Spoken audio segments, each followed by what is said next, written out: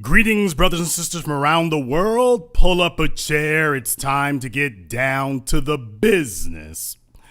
I am your host, your brother, your humble servant, Mr. Jason Black, and I am here after some delays to present to you the only real explanation about this whole situation about Will and Jada and August, and it's going to be a level of comprehension to it that you haven't heard elsewhere, so let's just go ahead and get right into it here. You have a man who is the epitome of what men supposedly are supposed to be able to do, supposed to be doing in the 21st century, the type of guy that so many females complain about not having access to, and then you have a female who has it, and it's just not enough, and we're going to go into the reasons for that. But before we go into the reasons for it, we first need to go into the lies that have been told about this. And let me tell you all, Miss Jada Pinkett Smith has been a bald, tickle-faced liar throughout this whole situation. In a manner that, as far as I'm concerned, it's only a matter of time before Will divorces her. Unless, of course, she's just got some scandalous dirt on him that he really can't afford for the public to know about.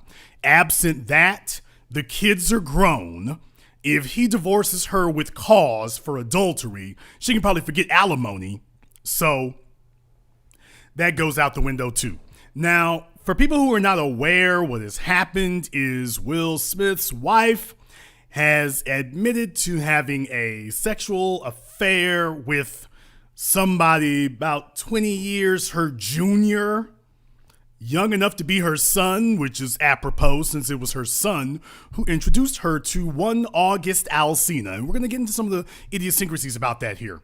But the first thing I want to tell you all is that when this story originally broke, when August started dropping these hints and this story originally broke, what Jada was saying was, oh, well, this was 4 or 5 years ago. That's what she was saying. But that's not exactly true.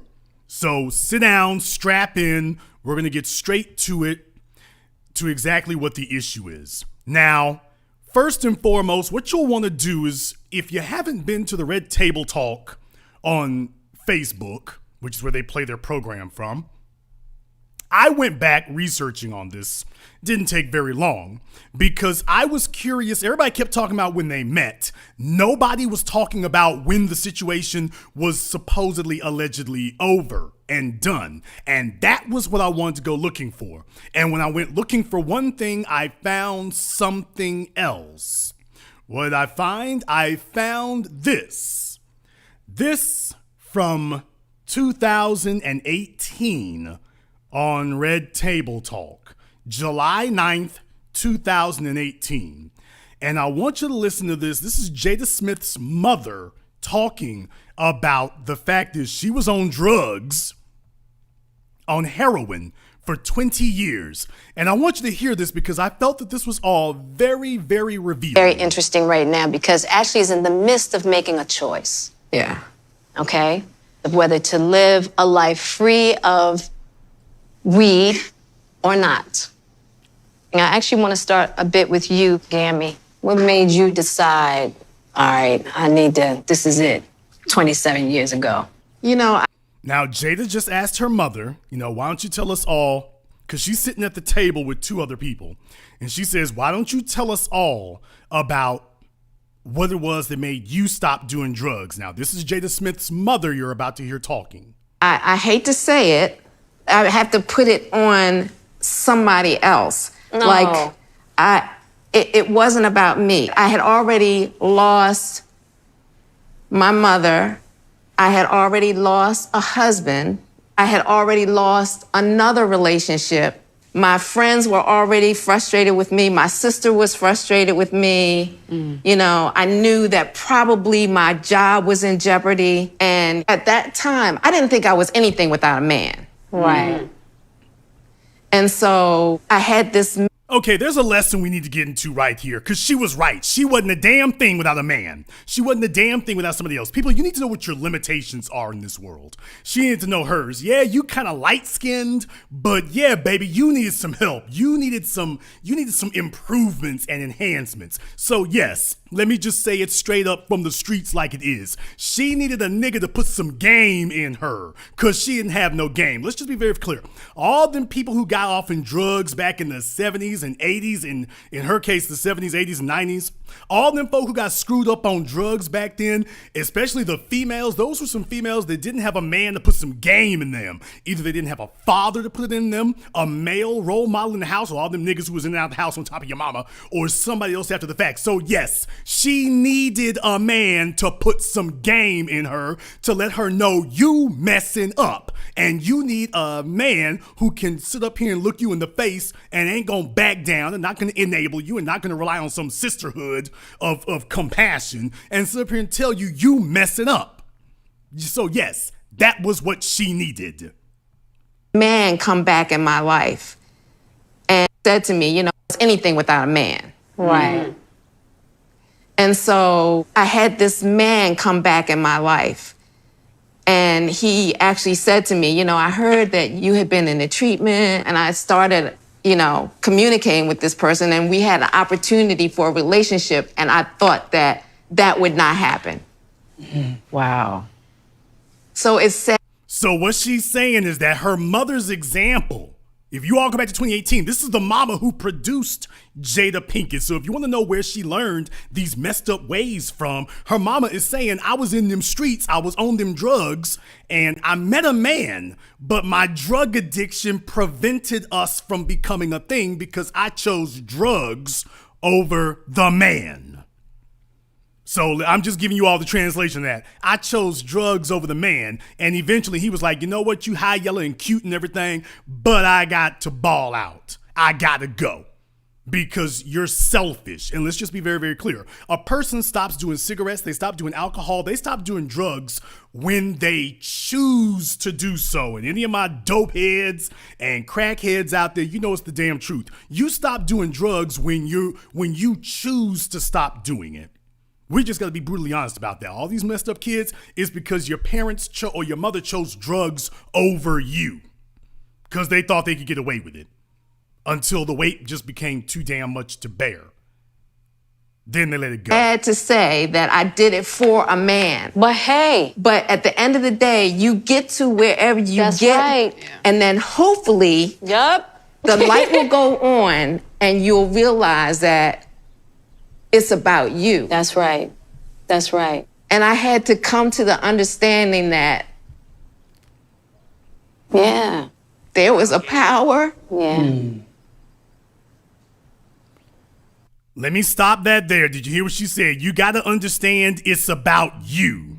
So she can't even make it through this thing without it saying it's about me, it's about me, it's about me. So did you catch that again? It all comes back to it's about her. She's not good enough to do this. She doesn't want to ask for help. She was strung out on drugs and clearly she was not enough. So here we are, 30, 40 years later, and her mother is still, at this advanced age, is still unwilling and unable to accept and confront the fact that she refuses to admit that she ain't got what it takes to kick this thing. She doesn't have the discipline, but it's all about me. It's all about me. Everything comes back to her, even though she's not capable of handling this. That God had been... Yeah. That God had been... Now, on the screen right now, somebody just put, I'm not going to play the video because I don't want to get flagged, but somebody just put their hand on top of Jada Smith's mother's hand. We'll get to that in a moment. Yeah. You and me. Yeah. Through all of that. Yeah.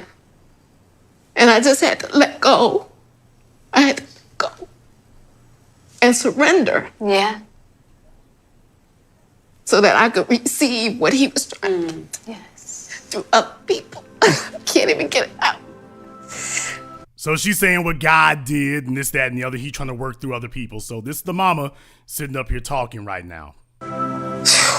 Yep. I'm proud of you, Cam. Okay. No tears. No tears. Or tears. That's tears of joy right there. Yeah. You made it through. Yeah, that Now that man's voice you just heard, those tears of joy, you just made it through. I'm now showing you the picture of the person who was sitting right next to Jada Smith's mother and put his hand on top of her mother's hand. This was back in July of 2018. So before we go any further, when Jada tells you all that her and August broke up and he broke things off and didn't talk to her anymore, she tries to make it seem, she tries to imply, because she doesn't say the date, but she keeps mentioning 2015. August was still talking to this chick and sitting and literally breaking bread with your mama. And it's barely been 2 years. It's been a little over 2 years to the date. So did you all know that when this story broke, it hadn't even been 24 months yet since August was sitting at the table chopping it up with Jada and her mother? Like he's an old man. Like he's the father figure. I'm going to go ahead and bring this image back in a little bit, because at the table, I want you to see another leg on there. It's another female. So you got 3 females at the table. I think the other chick is trying to get off weed. You got 3 females at the table. And here you got this young drug addict looking every bit the aspiring musician that fathers are terrified to death of their daughters coming home with. And he's the father figure in this picture. Do you understand that? I'm laying this out right here. Understand your red pill dudes and Rolla Tomasi and the rest of them, they got it all wrong. They don't know what they're dealing with. They don't know how to explain this. I'm giving you the 720 degrees of analysis you can get nowhere else.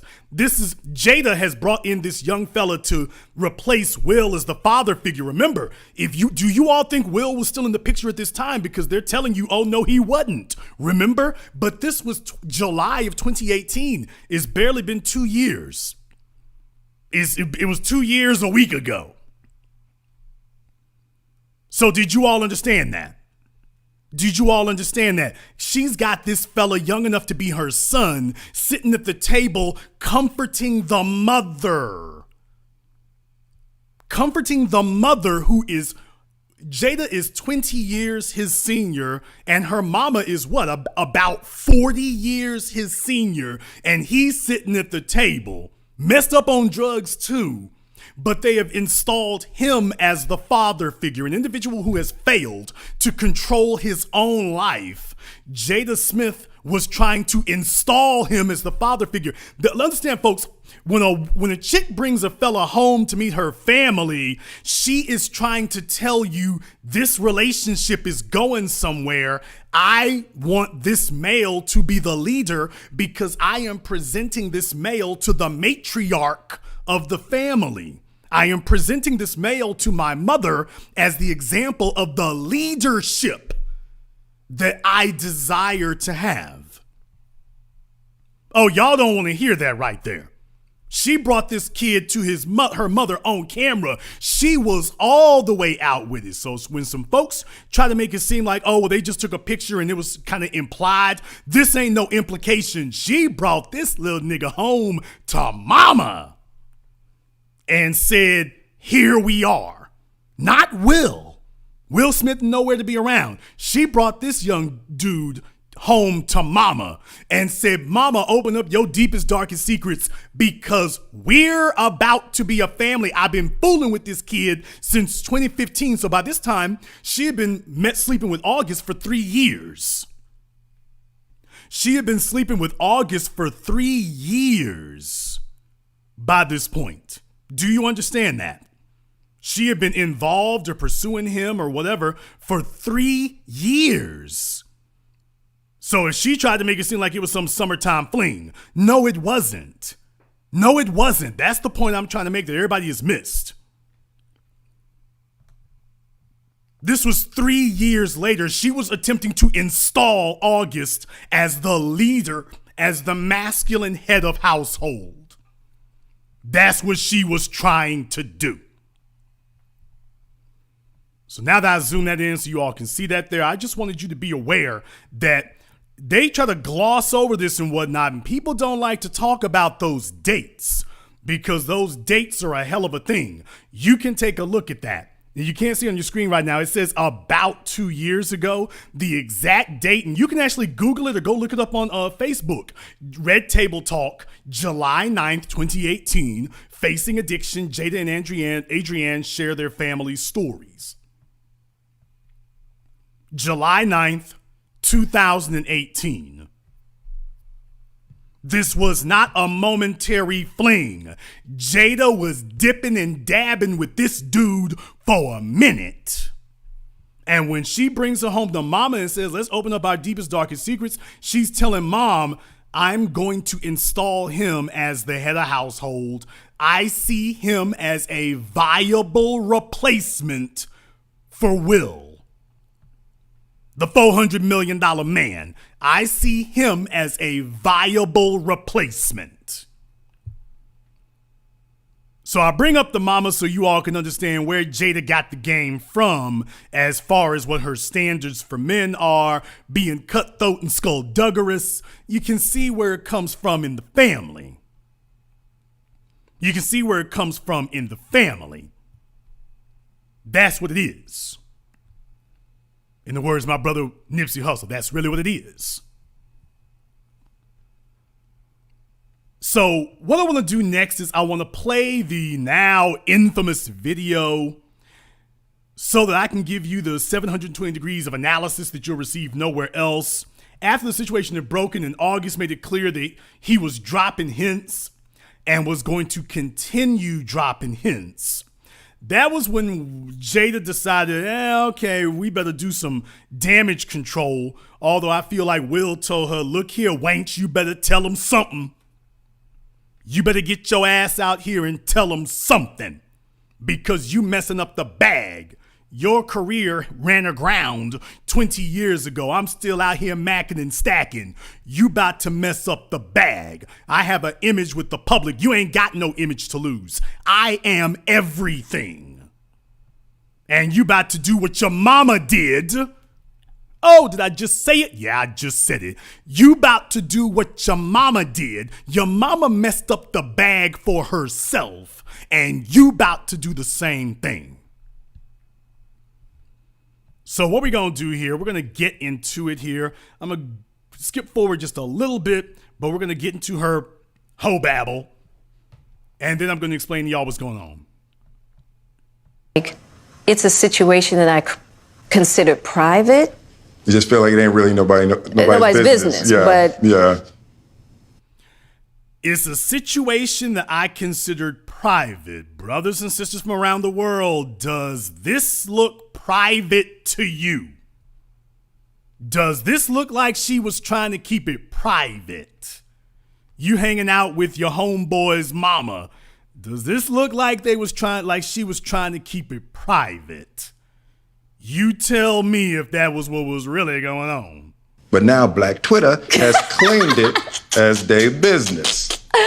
But, I feel like it's... Okay, well, let's just be very clear about this. Will likes to give out life advice. He likes to tell people about himself. I mean, you say it's our business. Well, do you want us to take your advice personally or do you not? So if you're going to pass yourself off as an authority on these situations and whatnot, then yeah, I mean, you can't sit up here and say, I'm going to market this. I'm going to market my views on life. Let me give y'all advice on getting off drugs. Let me give you advice on getting personally and spiritually connected and getting your act together personally and spiritually. Okay, but now it's inconvenient. So you want us in your business. You want us in your personal business where you want. But then it's like this right here. Well, they decided. Well, no, I mean, y'all decided to open up your lives. It's not like Frank Sinatra or, Denzel Washington, where he puts up very strict walls between himself and what the public knows about his personal life. So if you want those walls there, you got to erect those walls from the beginning. You can't say, well, hell, this will get a few million views on Instagram. Okay, but now y'all know too much because you opened the door to invite people in and say, hey, let me show you how I'm the authority on this. Let me go ahead and show you all. I can show you how to get it together. Okay, well, don't be surprised when they take ownership of it because you gave them ownership. It's healing that needs to happen. And I know there's a lot of stuff going on in the world right now. Yeah. Even though this is minuscule, I do feel like it's these kinds of things that create the world that we're in. And the idea of not communicating, not talking about it, not clearing the air, and just being as transparent. Just being transparent. And I'm here with you. Yeah, I thank you for that because you've been on a hell of a journey with me. So that's what we're going to start with. This is a very personal journey. Yeah. That became very public. Yes, absolutely. For whatever reason. So what happened, Jada? Okay, so Let me tell y'all right now, I ain't gonna beat round the bush. I'm not gonna mince no words. I'm just gonna say it just like this right now to my brothers and sisters from around the world, but particularly my brothers out there. I just got to say this like it is. If I'm knocking down $50-60 million a year, I done took this old over the hill, hit the wall, ragged out, put on the curbside for pickup chick, and done elevated her to a lifestyle she could never accomplish on her own. And this is the level of gratitude that she shows me. Let me tell y'all right now, we going out like OJ. I'll be damned if you gonna bring some young nigga up in a house I paid for. Neither one of you could have gotten this by your damn selves. You gonna bring this young sapsucker up in my house that I pay for with those exorbitant ass California property taxes up in my house? Let me tell y'all right now, if that was Jason Black, I got to do this 20-year bid because both of you niggas is getting dusted off.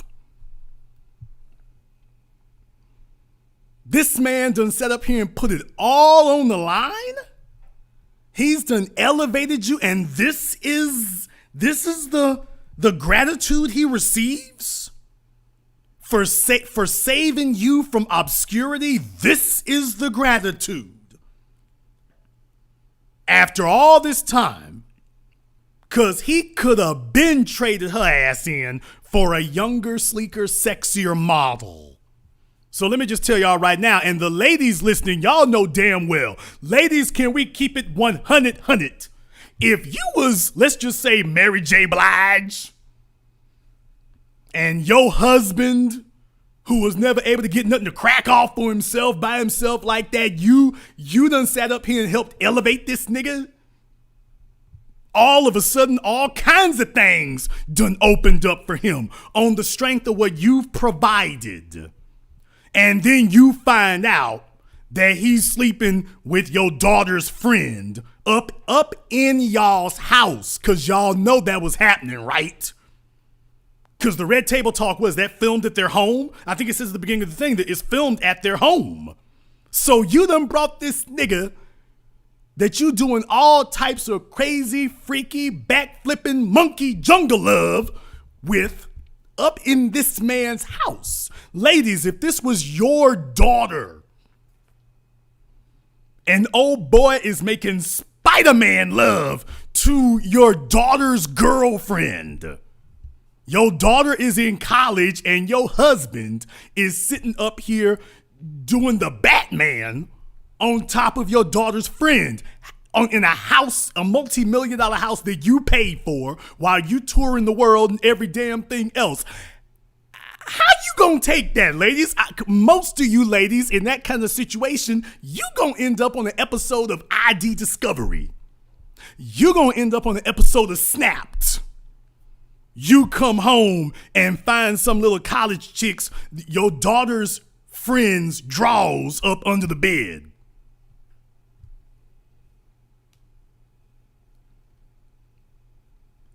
Ladies, am I making this up? To the ladies listening right now. Ladies, so your man can just come home and do the DDT on your daughter's friends at home, and it's just gonna be, well, it was your journey. It was part of your journey. I understand, baby. I ain't gonna leave you. It was part of your journey, baby. I'm standing by you in this big ass house in this expensive ass neighborhood that I pay for.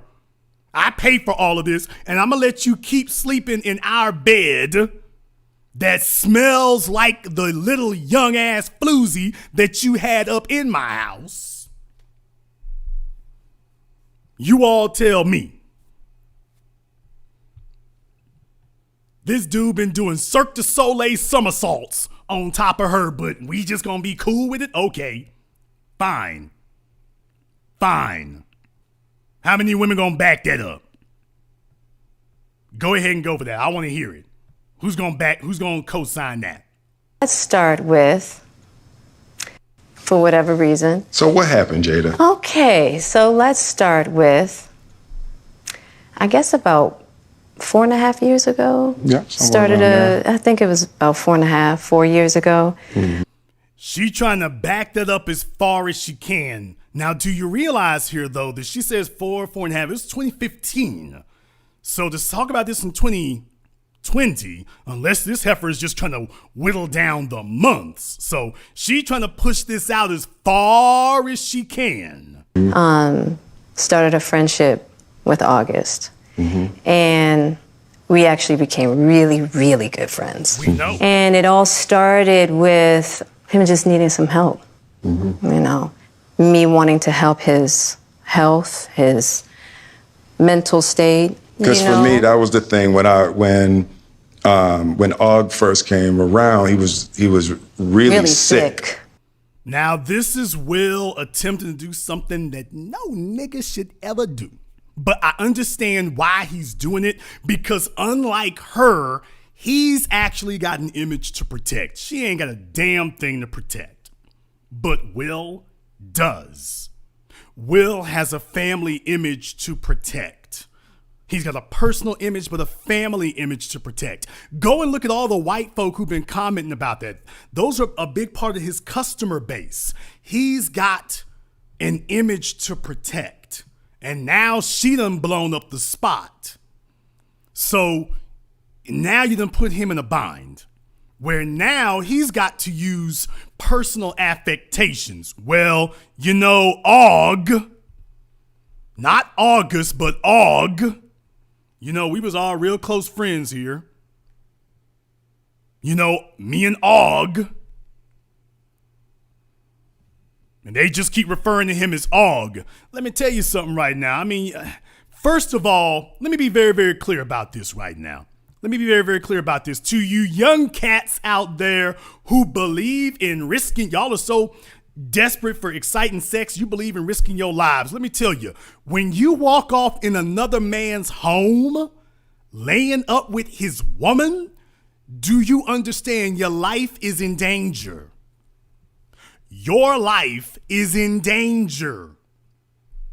You are at lethal risk.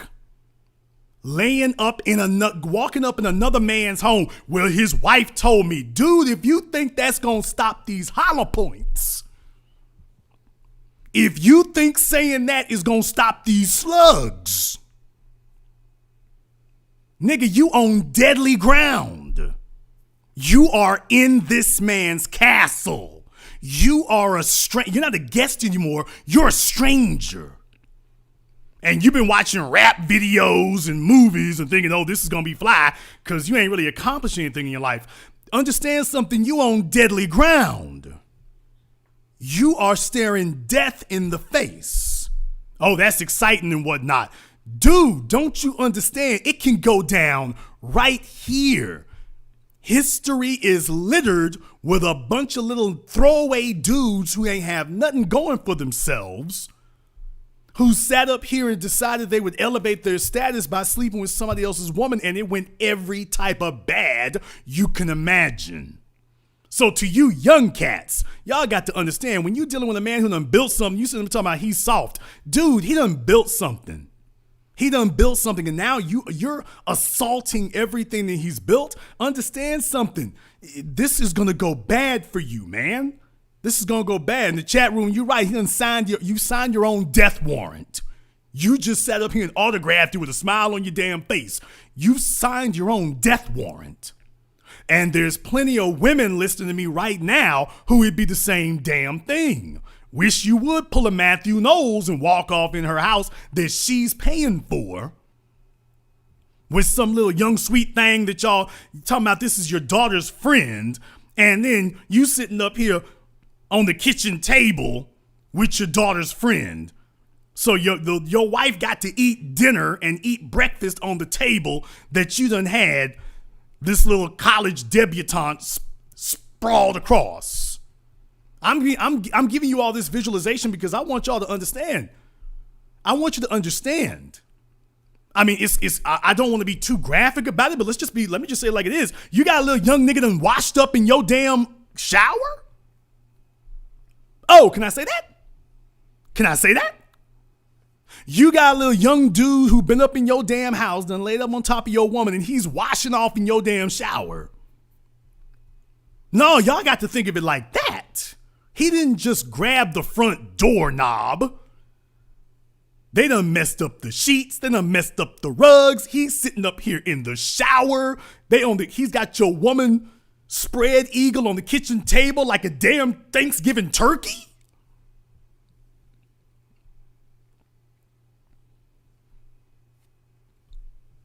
You tell me when you start thinking that over, because you start going around the house and seeing stuff that's been moved. It ain't where it's supposed to be. I'll be damned. My bathrobe don't smell like me exactly. It smells like some brute. It smells like some brute. For my players who go real way back. And you find a stray hair. It ain't yours and it ain't Jada's. And you like, this hair kind of remind me of Og. So you walk through the house and then find something else that reminds you.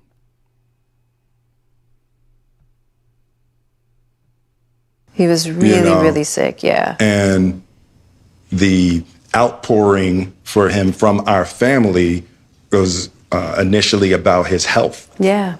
And I mean, we found all those different resources, to help pull him through. Mm-hmm. And from there, you and I were going through a very difficult time. Yeah. And we decided... I was done with your ass. Yeah, you kicked me to the curb. I was done with you. Yeah. Okay, now that was rehearsed. Let's just say it right there. This was a bit of theater put on for the general public, but let's just be honest, that right there was rehearsed. Yeah, I was done with your ass. And she says, yeah, you sure was, but then she lets the women know, I'm going to push back on this nigga and show you that line, I was done with you, that ain't really what happened. Because you have to understand, people, when you're a selfish person, especially when you're harboring animosity, and she's harboring animosity against Will, you want the real thing to come out. You don't actually want to lie. You want to say, actually, no, nigga, no, I was laying up with his little ass because that's my get down. So she doesn't actually want to say these things she's saying. So what she's going to do is sit up here and, all right, okay, I'm going to let you have that one, but I'm going to set the record straight on this before we get done. I'm going to set the record straight on this about what it's going to be. I were going through a very difficult time. Yeah. And we decided... I was done with your ass. Yeah, you kicked me to the curb. I was done with you. Yeah. Marriages have that, though. Yeah. Marriages have that. That laugh don't even sound sincere. That doesn't even sound like a Will Smith laugh. We all know his little goofy cornball ass laugh. That don't even sound sincere. That doesn't even sound like Will Smith. I'm just being honest. You kicked me to the curb. I was done with you. Yeah. Marriages have that. I mean, you could even hear the ha ha ha in it. When you laugh, and laughs don't sound like ha ha ha. It doesn't go ha ha ha. So he's trying to fake it. I feel you though, Will. You trying to keep the bag straight because you was some reckless ass, trifling ass heifer who wants to go through a midlife crisis and revert to her mother. And now you stuck with it. Marriages have that. Yeah, we basically, we broke up. We decided that we were going to separate for a period of time, and you go figure out how to make yourself happy, and I'll figure out how to make myself happy. Well, at that particular point in time, it was indefinite. Yeah, I really felt like we could be over. You know? We were over. And then what did you do, Jada? Well, Now, do you see how she keeps insisting, oh, we were over. It was done. It was through. She keeps trying to clean it up. Oh, we were done. We broke up. Okay, y'all weren't divorced. We were done. We were through. We broke up. Well, because Will at first said I was done with your ass, but then this is what I meant. Do you see how he backtracked on that? Because it's not true. And I'll figure out how to make myself happy. well, at that particular, You go figure out. Marriages have that. yeah, we basically, we broke up. We decided that we were going to separate for a period of time, and you go figure out how to make yourself happy, and I'll figure out how to make myself happy. Well, at that, We've said that we were going to, quote, break up for separate for a period of time. Just that quickly, Will's walking it backwards. People, what is separate for a period of time? Is separate for if there's an understanding that it will be, quote, for a period of time, is that a breakup? That don't sound like a breakup. That's not a breakup. But she wants to step back in because she understands he's diluting it. So she steps right back in. It's like, oh no, nigga, let me make this very clear to everybody. You trying to dilute it. I want them to understand that my understanding is, oh, we was done. particular point in time, it was indefinite. Yeah, I really felt like we could be over. You know? We were over. And then what did you do, Jada? Well, So she steps back in to make it very clear. Oh, we were over. So y'all can't really fault me because we were over. Okay. Fall for that. Fall for that. Go ahead and take that. If that's what you want to do, fall for that. I'm just letting you know. People, if you're listening, that don't sound right now, does it?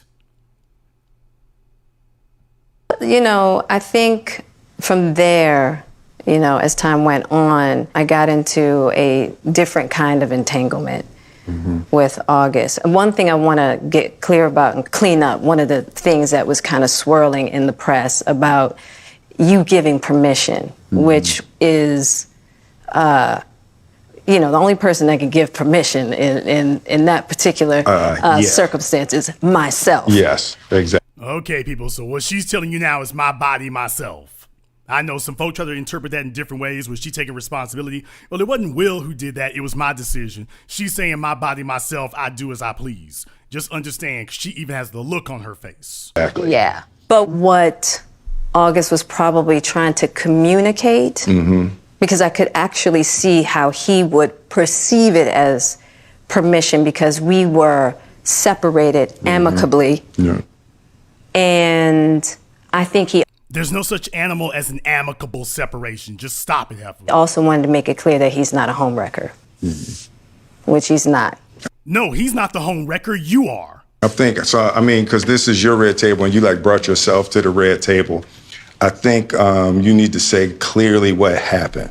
As far as what? You and I decided we were Now, going did you all know to take this our is the space and what second happened. time? Yeah, and then I got This is into the an second entanglement time with that Will has had to say August. that to That's her. what I said. Let me pause that. This is the second time that he's had to say that. This is the second time that he's had to say, well, tell everybody what happened. Tell them what An occurred. entanglement? Yes. Did you all see that? This is the second time he's had to say, well, tell everybody what happened, Jada. He said it once and he says again, okay, well, tell them exactly what occurred.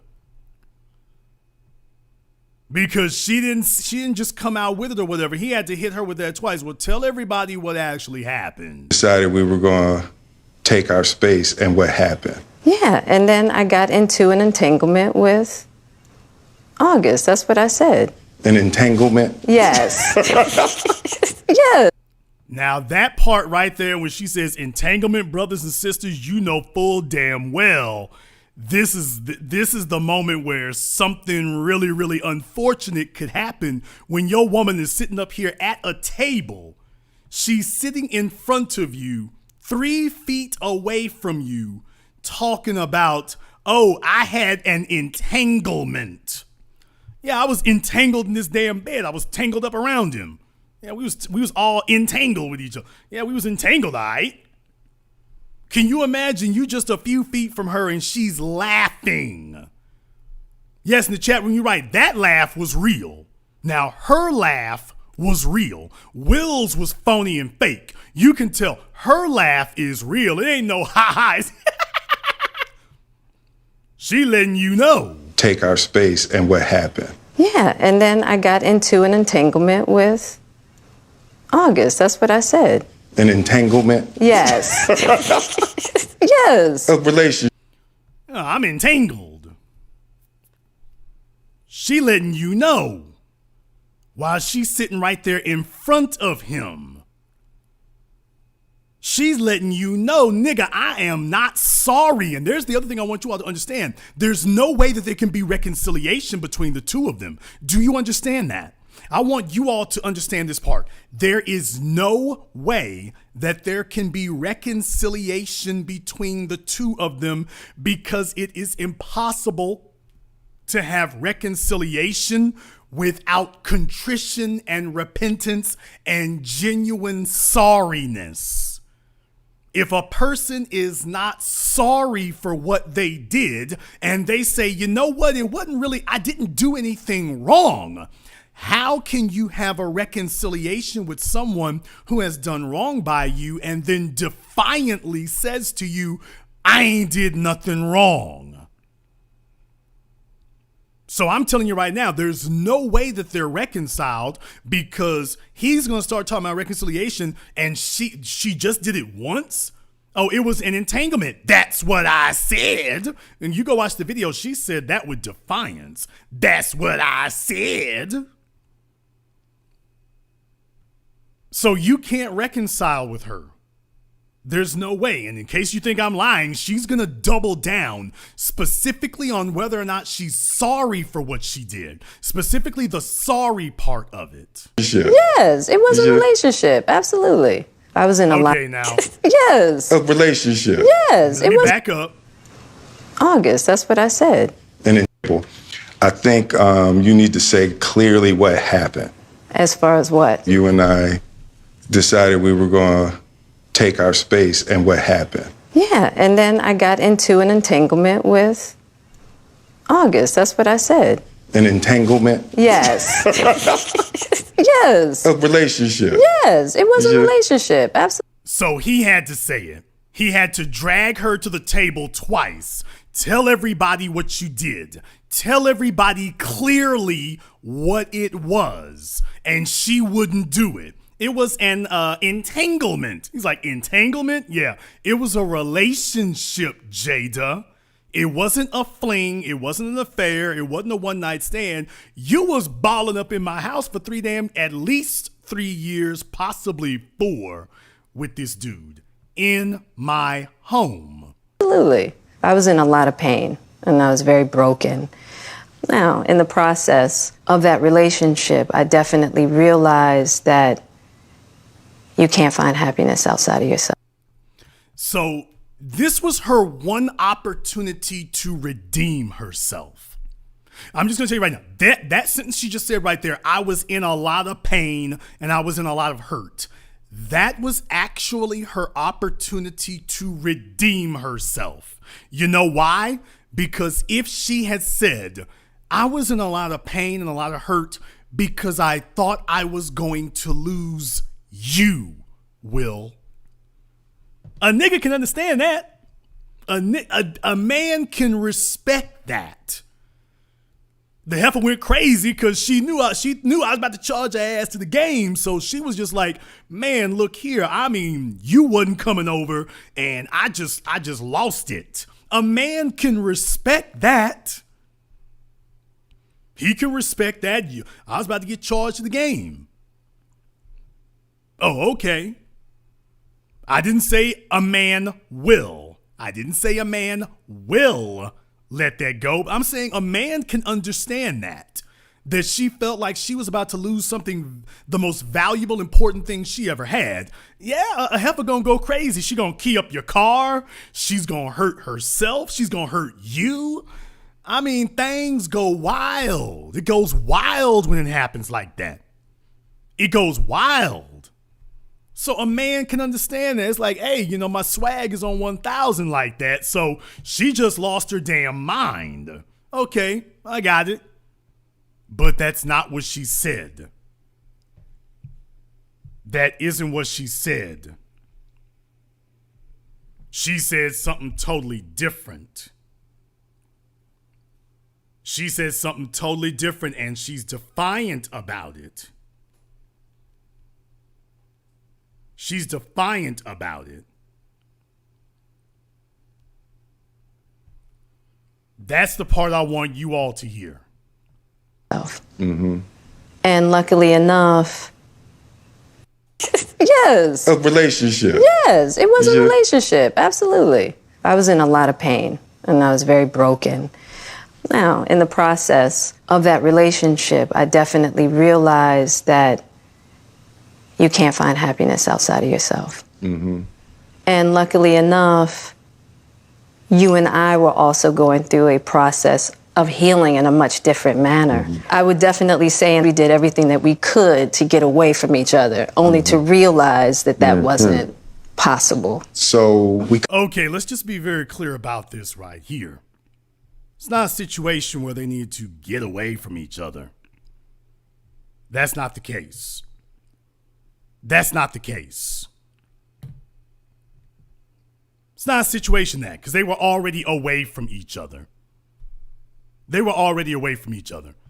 This is the point where we need to get down to the business of exactly what it is that really happened here. Let's just say it just like it is.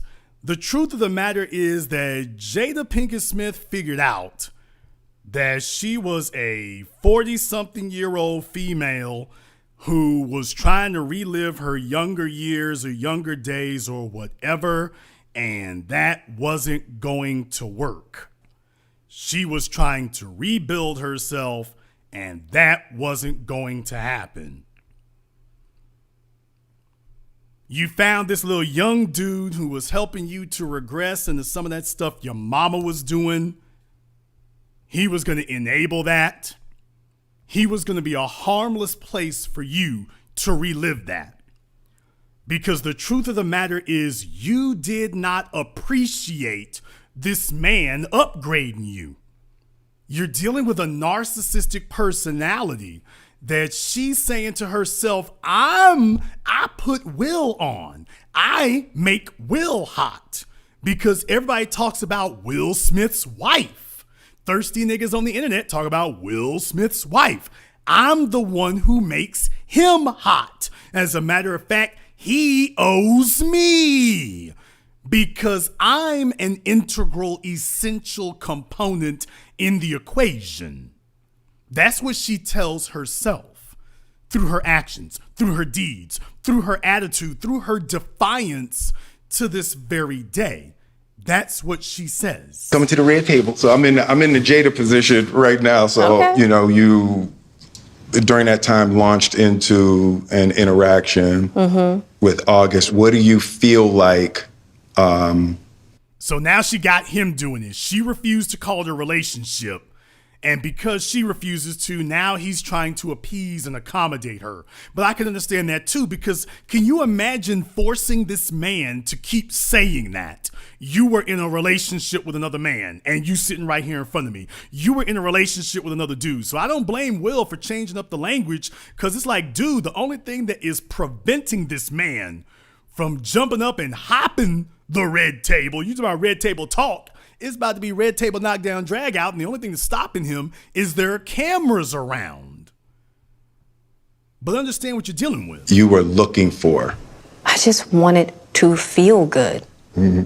Okay, ladies, let me tell you something right now, because right now you are tempting the grave.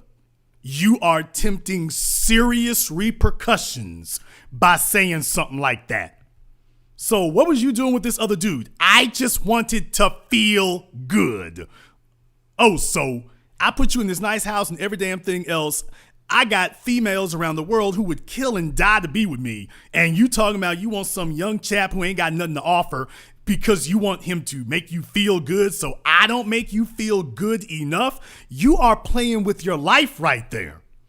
No, I mean, I just wanted to feel good. Why didn't she just say, I just wanted him to lay on me and make it do what it do? People, you're playing with the grave, man. You are gambling with your life and your safety. I mean, this is what I mean by she continues to double down on this. People, she is absolutely not sorry. She is unrepentant.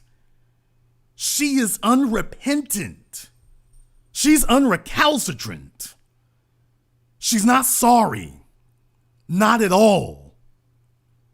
And she's sitting up here rubbing his face in it. And the reason that she keeps rubbing his face in it is simple. I want y'all to be very clear about why. She wants to leave the door open for a plausible explanation for either going back to August or somebody like him in the future, because the reality is that's where she wants to be. She doesn't want to be with a responsible male. She wants to replicate what she saw her mother do. Will saved her from that life. Jada Pinkett was never a major actress. She was a character level C actress at best. Will Smith is the only reason anybody knows about her. You can't name a single film that she starred in by herself that you can say, that's one of my favorite films ever. You can say that about Will with a number of fingers on one hand. You can't say that about Jada. And the truth of the matter is she's leaving this door open so that one day she can be honest with herself and say, I never let this nigga break me down and make me betray my true feelings.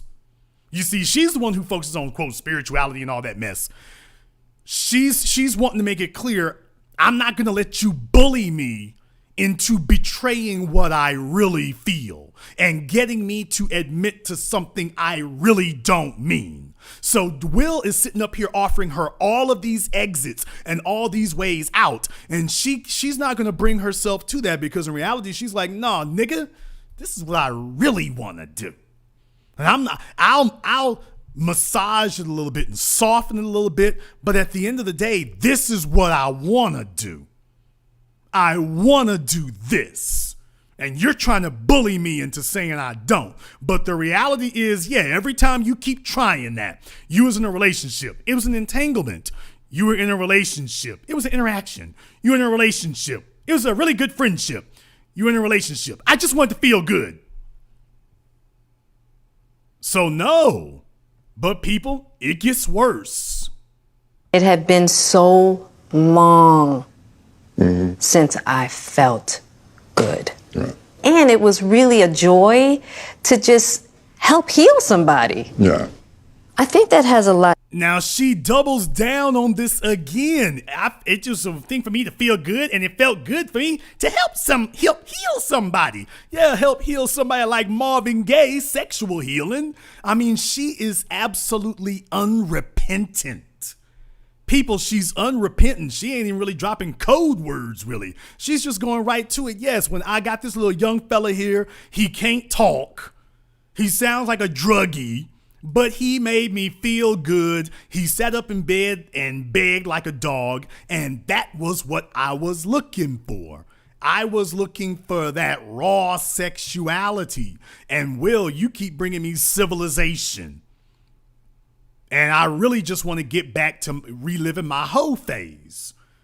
Like my mama who went out with a hoe phase. To do with my codependency, which is another thing that I... Now she's trying to clean that up because she probably realized I'm saying too much and I'm being too honest. So now she's trying to drag in some psychology, clinical psychology terms to try to clean that up. And you know, the reason I'm such a hoe and the reason why I'm throwing my whole damn life away with A man that other women tonight would carjack me, slit my throat, and leave the body in Black Bayou. The reason I'm doing that is because, codependency.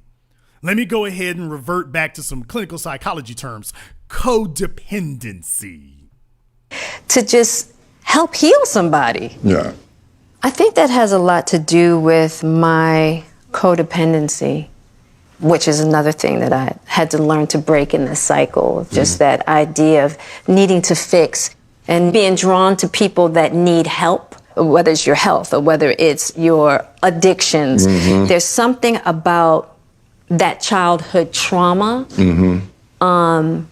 that feels as though it can be fixed through fixing people. So she's telling us that there's something about her childhood trauma. So she's blaming this on her mama. She's blaming this on her mother and what happened to her with her mama being strung out and everything else. The reason I was hoeing around with this young fella is because I developed codependency, and I think I'm living that out is what's going on. So you can't blame me. You have to blame my codependency. You have to blame some psychological abnormality or maladjustment. You can't blame me. You gotta blame that. So I'm not really responsible. My mama, you can't blame her because she was on drugs. And me, you can't blame me because I'm psychologically traumatized by my mama being on drugs. So whatever I do, you can't really blame that on me. Yeah, y'all right. It's not codependency, it's hoe dependency. But you can't really blame it on me, right? Versus fixing me. Yeah. And I think that Let me run it back. that feels as though it can be fixed through fixing people versus fixing me. Yeah. And I think that whole process with Aug really showed me that and taught me that. So I think that me laying up under this 23-year-old young man and doing all kinds of Willy Wonka and the Chocolate Factory oozing crazy sex with him, that was a necessary component, a necessary activity in order to quote unquote fix me. Y'all, if a man tried this in a room full of women, all of those ovaries would rise up in unison, take off their stiletto heels, and bludgeon him, or they would all join together bludgeoning him to death like Julius Caesar was in the Roman Senate.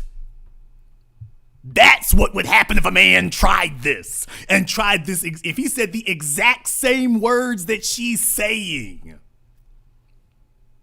The exact same words.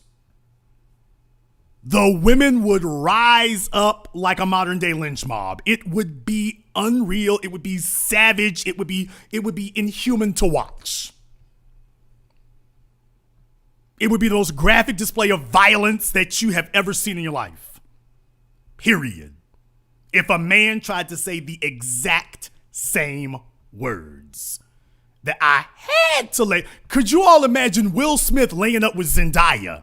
Oh, let me go there. Could you imagine Will Smith laying up with Zendaya?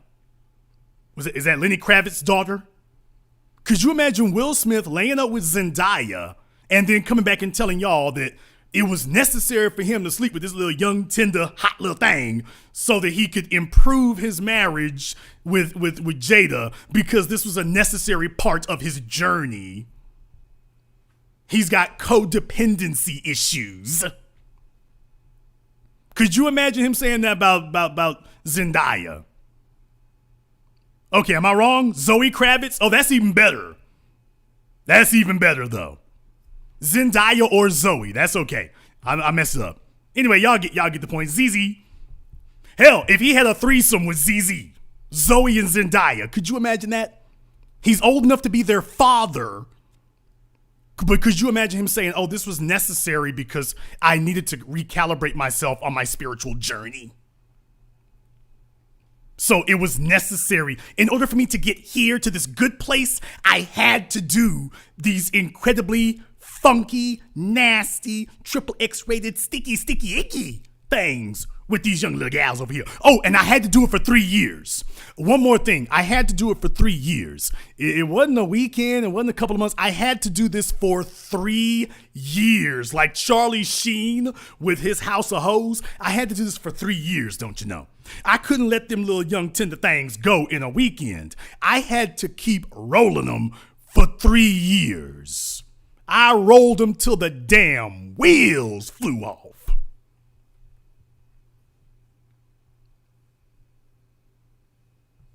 Could you imagine a man saying that and then standing on it? Whether it's your addictions, there's something about that childhood trauma that feels as though it can be fixed through fixing people versus fixing me. Yeah. And I think that that whole process with Og really showed me that and taught me that. And I'm really grateful for that lesson. I feel like that husband, like I'm with you at the press conference. I'm that husband. Now I got to be with you at the press conference while you like tell the world about your transgressions. Well, like I love my. Now this is Will actually being honest right now. Now, this is Will being honest. When he's saying this part right here, this is the part where Will looks like Will Smith. You know, I feel like one of these women at this press conference here where we got to sit up and tell the world about your transgressions.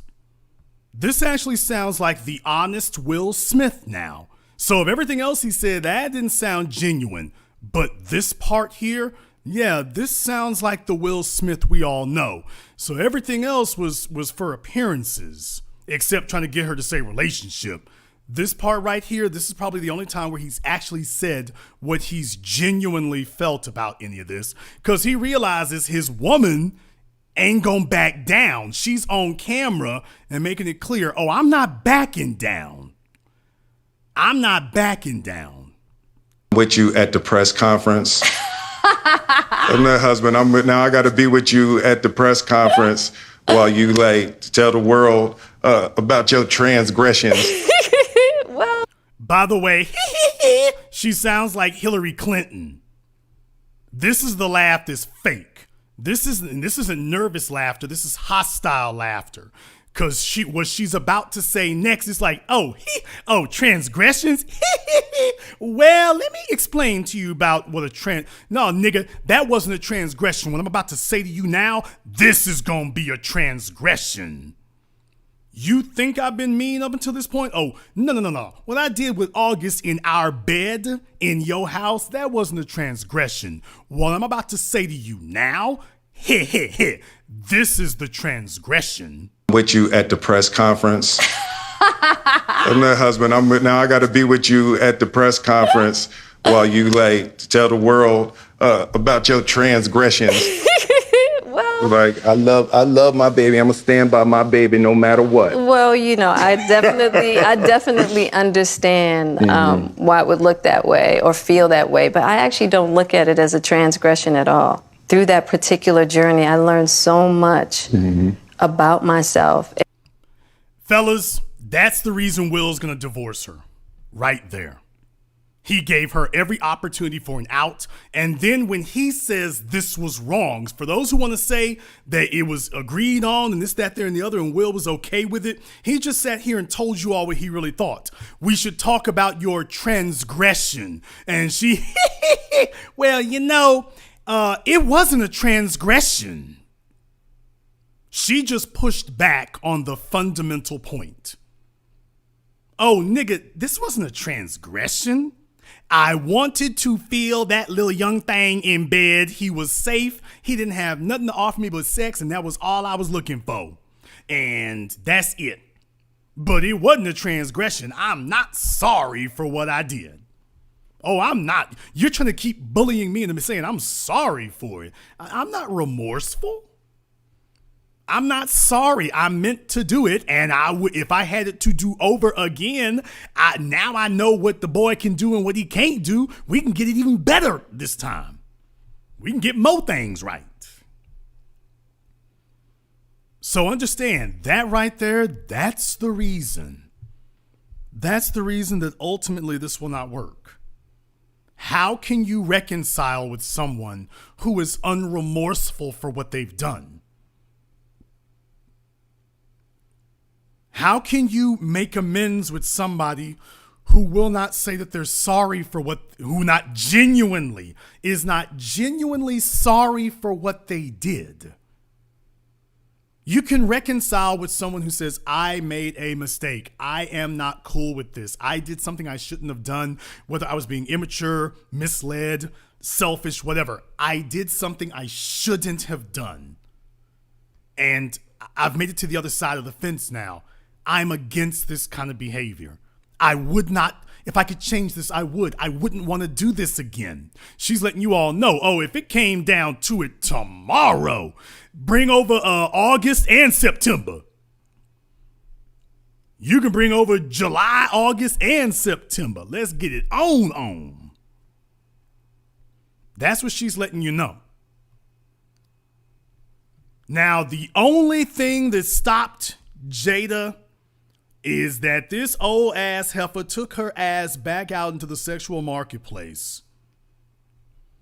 And she tried to find out what she could do, because going back to the beginning of this thing, remember, he said, you go your way and I'll go mine, and you see if you can find happiness and if I can find happiness. Well, Jada Pinkett Smith, a woman who's internationally known because of her husband and who has a bunch of notoriety because of her husband, and men everywhere know what she looks like because of her husband, Jada Pinkett Smith went back out into the sexual marketplace when she was free to do so, or at least had a little bit of cover to do so with a quote unquote separation from her husband. She went out there to go find out exactly what her worth was in the sexual marketplace, and she found out.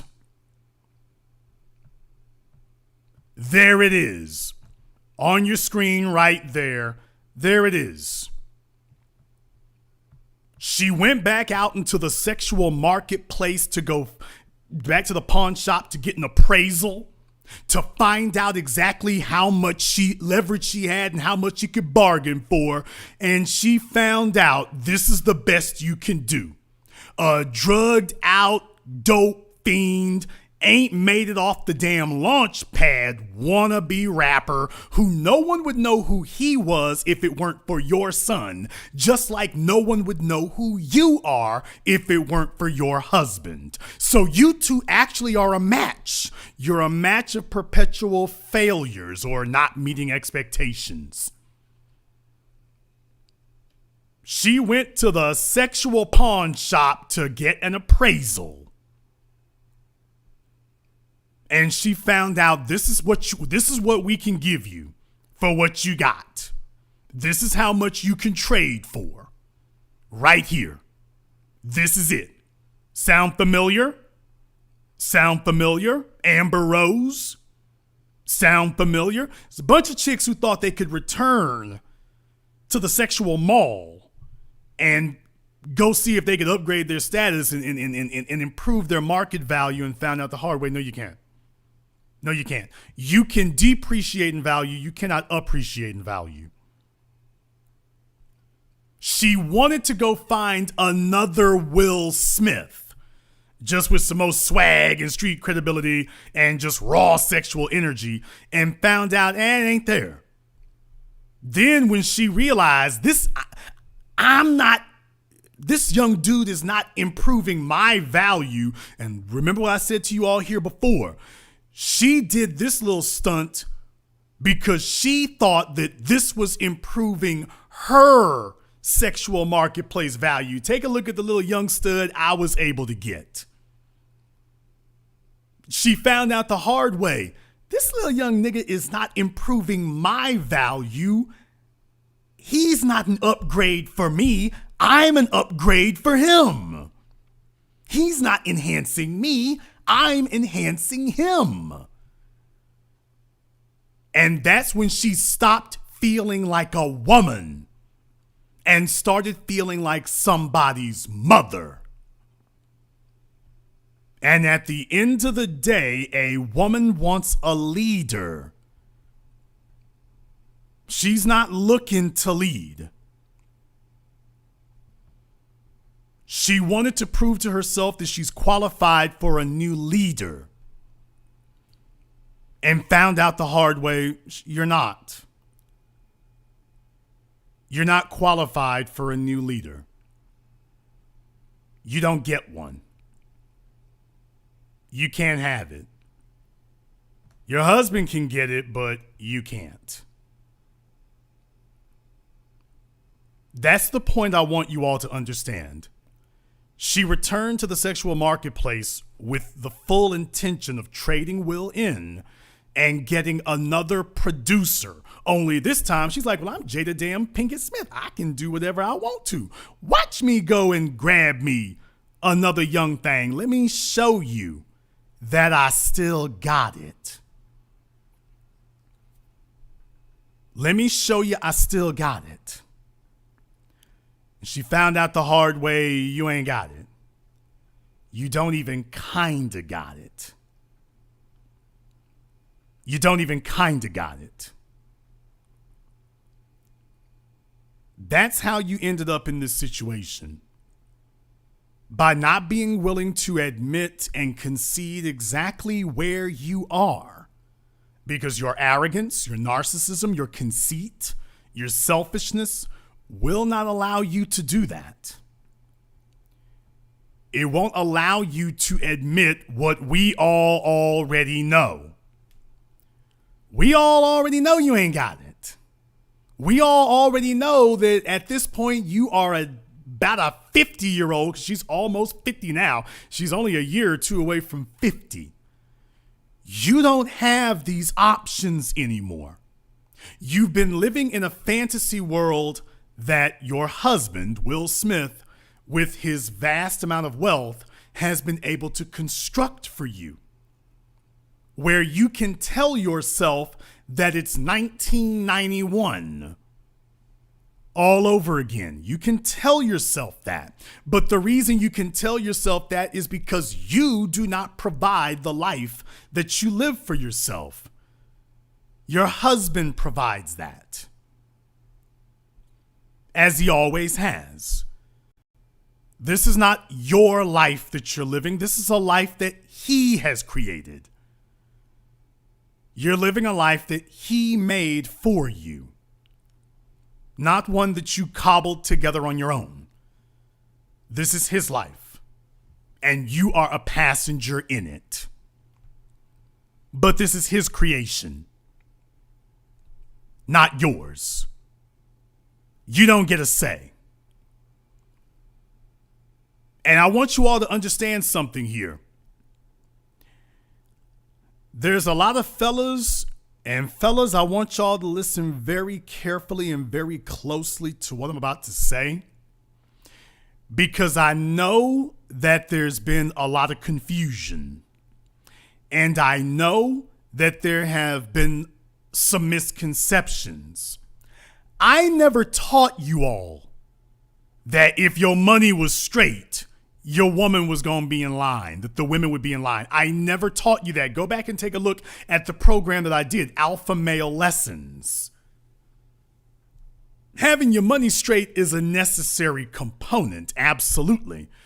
But I have never told you that having your money straight was going to solve all your problems. If your money's together, the women are going to be model citizens. I never told you that. I told you that in order to have power in the relationship as a man, it will be dependent upon your resources. But let's be very clear. You got to pick the right one. You got to pick the right one. And what I'm telling you here is Will didn't pick the right one. We all remember Jada back then, and that's the thing right there. A lot of dudes, well, before I get to that, a lot of dudes get stuck on chicks who, they got this really groovy spiritual rap, They got a spiritual rapport. So you got your Erykah Badu's and your, Lauryn Hills and whatnot, and you sit up here and let some chick sit up here and tell you, oh, I've got this really groovy spiritual rapport that I deliver to people and present to them. So you should listen to my rap. you shouldn't look at who I am as a person. Because when you check her resume, start taking a look at things, then you realize, there's all kinds of problems on the launch pad. We're not even going to make it off the launch pad. She comes from a history of problems. She comes from a history of difficulties. She comes from a history of issues that have been utterly and completely unresolved. That's the point I'm trying to make. Everything she does and everything she said, it's unresolved. She has never gotten to a point of appreciating the special opportunity that she has because of Will. Her mother has taught her, you cute and high yellow and niggas was checking for you back in the 90s. You still got it. She's listening to bad advice. So fellas, when you are a producer, this is a lesson that I need my producers to understand out there. Y'all have got to recognize when a chick has developed contempt for you. You need to start looking at those signs and recognizing those signs when she's letting you know, I've got contempt for you. Yeah, I know you built all this and made all this for me and whatnot, but I've got contempt for you. If you all want to watch something really, really good here, go check out my man Tariq Nasheed's program Ism. He did an Ism a couple of years. I want to say it was back in 2018, actually. Boy, a hell of a whole lot was happening back then, huh? They did an Ism with Dame Dash. And Dame Dash said something that I haven't forgotten. Dame Dash said that people will actually develop contempt for you. If you're able to help somebody out, people will actually resent you because you're able to help them out. And I said, man, that was 10 ton. Because he's right. Being able to help people out, sometimes it makes them grateful, yeah. But if a person feels like life didn't give them what it should have, or that life has been withholding what it should have, then even though you've helped them out, they've developed contempt for you. They've developed utter contempt for you because you're able to do something for them that they cannot do for themselves. So they don't see it as I'm grateful that you helped me. It is, you know what, nigga? Every time I see you, you are a reminder to me of my weakness and what I cannot do for myself. That nobody sees me as Jada Pinkett. Nobody gave a damn about Jada Pinkett. They only care about Jada Pinkett Smith. And without you, they wouldn't care about me. I don't have an identity outside of you. And every time I see you, it rubs my face in it. Every morning, I get up in a bed that you bought, in a house that you paid for, in a neighborhood that you qualified for, with neighbors who smile at me, oh, that's Will Smith's wife. Nobody says that's Jada Pinkett. Nobody says that's Jada. They say that's Will Smith's wife. That's Will Smith's wife. The same way they all said that's Dr. Dre's wife. And if all these timings of these people who've been together for decades and now it's falling apart sound familiar, yeah. Same thing, Aisha Curry. Oh, you're Stephen Curry's wife. It wasn't until she started wilding out and acting the fool that all of a sudden people figured out she had a first name. Oh, you're Will Smith's wife. Oh, that's cool. Great. Hey, there goes Will Smith's wife. Yeah, there she is right there driving. Yeah, he bought the Bentley. He was telling us about it the other day about the interest rate he's got on the Bentley. Yeah, he bought the Bentley. The Bentley she's driving, yeah. He bought that. Yeah, that Land Rover she's buying. Yeah, he bought it from my dealership. Yeah, Will's one of my customers. He bought it from my dealership. Yeah, he sure did. He brought Jada in and showed her all the options and everything. But yeah, man, he sat there and wrote the whole check cash for it. The fact that you're doing well and that you have to submit to him, that's not cool with her. And her mother taught her this. Her mother taught her not to submit to a man, if not through her words, then through her example. Her example was, it doesn't matter what a man does for you. You don't have to submit to him. And I want you fellows who are producers to understand and start watching those signs when a woman has started to express development of contempt for you. Because when that settles in, that's not going to go away. At this point, she doesn't see you as a partner or a lover anymore. She sees you as an antagonist. When she can say things to you like she doesn't respect you, or I don't know if I do, take that seriously. As a builder, what she's saying is she's not satisfied. She's not okay, and it's not going to be all right. And you've laid the world at her feet, and she's saying that's not enough. It isn't because it's not enough. I gave you the damn world. What she's saying is the problem is you. The problem is you. And when Jada went back out into the sexual marketplace, she found somebody who was the exact polar opposite of Will. He's unaccomplished, he's inexperienced, he is unmasterful of careers or the English language for that matter. He's not a master of anything. She went and found somebody who was a basic nigga. The exact opposite of Will. You know why? Because when she got into bed with somebody, she wanted somebody who didn't remind her of him. I need somebody who ain't like you. I need something different. I don't want to be reminded of you. I don't want to have another guy whose money is big and money is straight and he's a straight shooter and everything. I don't want that. Because all that's going to do is remind me of Will. First of all, she don't qualify for it. But second of all, even if she could, she wouldn't be comfortable with it. You remind her of too much of Will. You remind her too much of what she cannot do for herself and that she feels she has been unable to do for herself. The problem is you. But here's the issue with that, folks. Will can't be anybody other than Will. He can't pull a damn Russell Wilson. He'd look like a freaking clown if he tried. He can't pull a Russell Wilson. He can't sit up here and let his woman put him in no damn monkey suit, trying to look like her ex. Or some dude she was dating 20 years ago. Will is too much on top of the game to let something like that happen. So he can't pull a Russell Wilson. She's going to have to accept him the way he is. And when you're dealing with a woman who has a fundamental problem with submitting to you as who you are as a man, you can't fix that. As difficult and as painful as that is, no matter how much you have invested in her in time, money, effort, you can't fix that. She's gone bad. She's gone bad. There's nothing you can do with that. She's gone bad.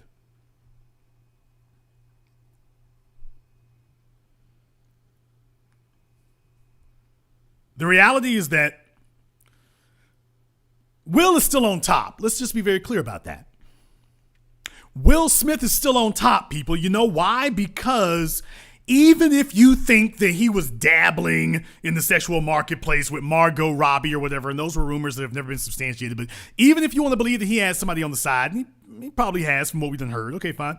Even if you believe that, that's still a step up. Do you understand that?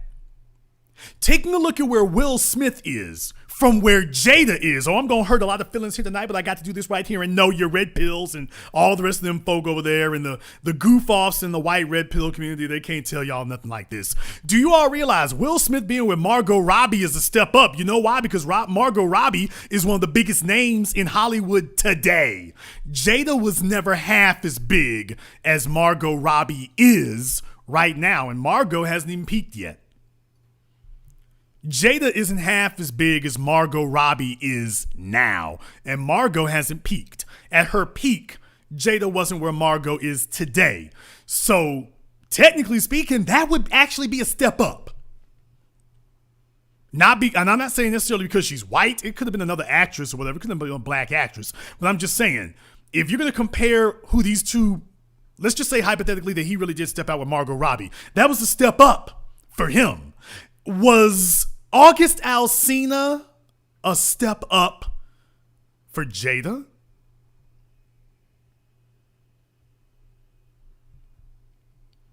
When Jada entered the sexual marketplace, was that a step up for her?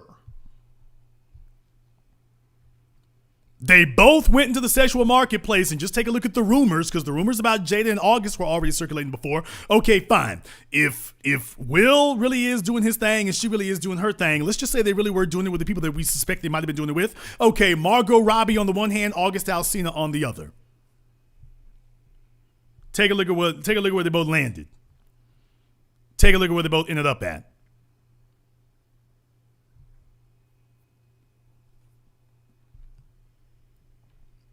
I'm just telling you right now, if Will really did do that, that broke. I mean, that would have been since then, actually. So if I'm pretty sure, when did Suicide Squad come out?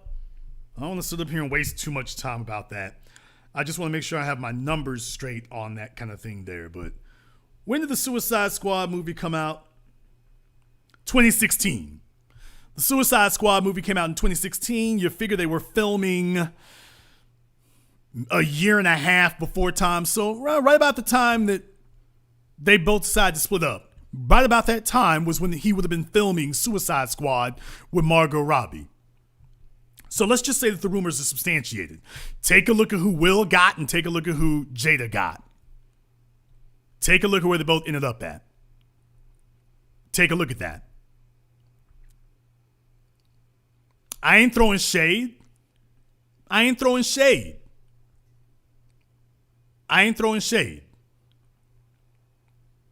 No, I'm bringing up Suicide Squad because Margot didn't have any status. She didn't have any status before Suicide Squad. Let's just be very clear about that. Margot Robbie wasn't nobody before Suicide Squad kicked off. Okay, so let's just be clear about that. She wasn't running nothing. Nobody cared who she was. By the time she became Margot Robbie, all right, that's Suicide Squad. But folks, Jada tried to march back out there and she found out, I ain't really got nothing to march back out there with. And you have to understand, I mean, do you realize that's why she's defiant about this? Let's just say that these things really did happen. Now, for all the hoes who want to try to say, well, Will was smithing around on her too. Okay, do you realize that all of this is messing with her every single day? You're bigger than me. You're richer than me. You're more famous than me. You came up through the 90s just like me, and you passed me like a bottle rocket past a tortoise. You became the biggest damn thing in the world, and then you became bigger than that. You had your pick of women or men from around the world. And when you did walk back out in the sexual marketplace, you are still able to pick from the pick of the litter. I've got to take my son's cast off dope fiend ass friend. I gotta do that. If you all don't think that is messing with her in a major way, that's not a minor amount of problem. That's not minor. That's major is what I'm trying to tell you. This is majorly messing with her. She's not okay with this. She's never been okay with this, and time has not made her more so. I'm going to tell you something else that Jada don't like, because we don't get to talk about this, but I'm going to tell you something else that Jada don't like. Jada don't like the fact that her husband was able to elevate his daughter to Jada's status within a relatively short amount of time. Willow Smith has nothing to thank Jada Pinkett for. Do you understand that? She takes a look at this younger, fresher, sleeker, sexier version of herself. And this young woman ain't got a damn thing to thank you for. Nobody is looking at you saying that, man, it's amazing you got your daughter where she is. Your daughter could have been an actress or could have been a musician or gotten in the music business. She could have gotten in the acting business or the music business. She went into the music business. Do you understand why this woman has been harboring contempt for this man that she sleeps next to every night? When she looks around everywhere, she sees the overwhelming success of Will Smith to the point that she becomes barely a footnote. Barely a footnote. Did you get that? That's just one more reason that she would be harboring such contempt. That's one more reason. These are degrees that you all hadn't even thought about before. But do you understand what would make a woman want to throw all of that away? Because she has contempt for all of it, is what I'm trying to tell you. People, she doesn't have to earn the house. Y'all talking about all this stuff she got from Will. She's got it now. She doesn't have to earn it. You can't deprive her of something she's already got. She's been living in the damn house for 20 years. You're not going to impress her with something that she's had possession of for 20 years. She's over it. She's over it. It would be new to you and ain't new to her. She been there. So those things don't impress her anymore. They've lost their value to her right up until she realized she had to hot-foot it on her own. Then she found the value again. But people, she doesn't have a problem losing it all because at this point, amazingly enough, and I know it seems contrary, but you all have to understand, she has contempt for it now. The house. She has contempt for it. It's his house, his bathtub. Yes, I'm having sex with another man in your bathtub. It's not even mine. He was putting his hand down in my underwear in your car that you bought. It's not mine. And he wouldn't give a damn about sleeping with me if I was Jada Pinkett, somebody's mama from down the street. Do you all think that August Alsina would have taken on a 3 or 4 year relationship with this woman if her name was Jada Brown, Jada Jenkins, Jada Caldwell, Jada Bottoms? Do you think that August Alsina would have given her the time of day? She would just be somebody's over-the-hill, old-ass, damn near senior citizen mama trying to holler at him. He would be repulsed. He would be like, damn, my swag fell all the way off. I'm pulling grandmamas in this son of a gun. My swag done fell all the way off. People, if her name was Jada Robinson, would he have cared? Or would he say the opposite? Damn, I'm messed up out here.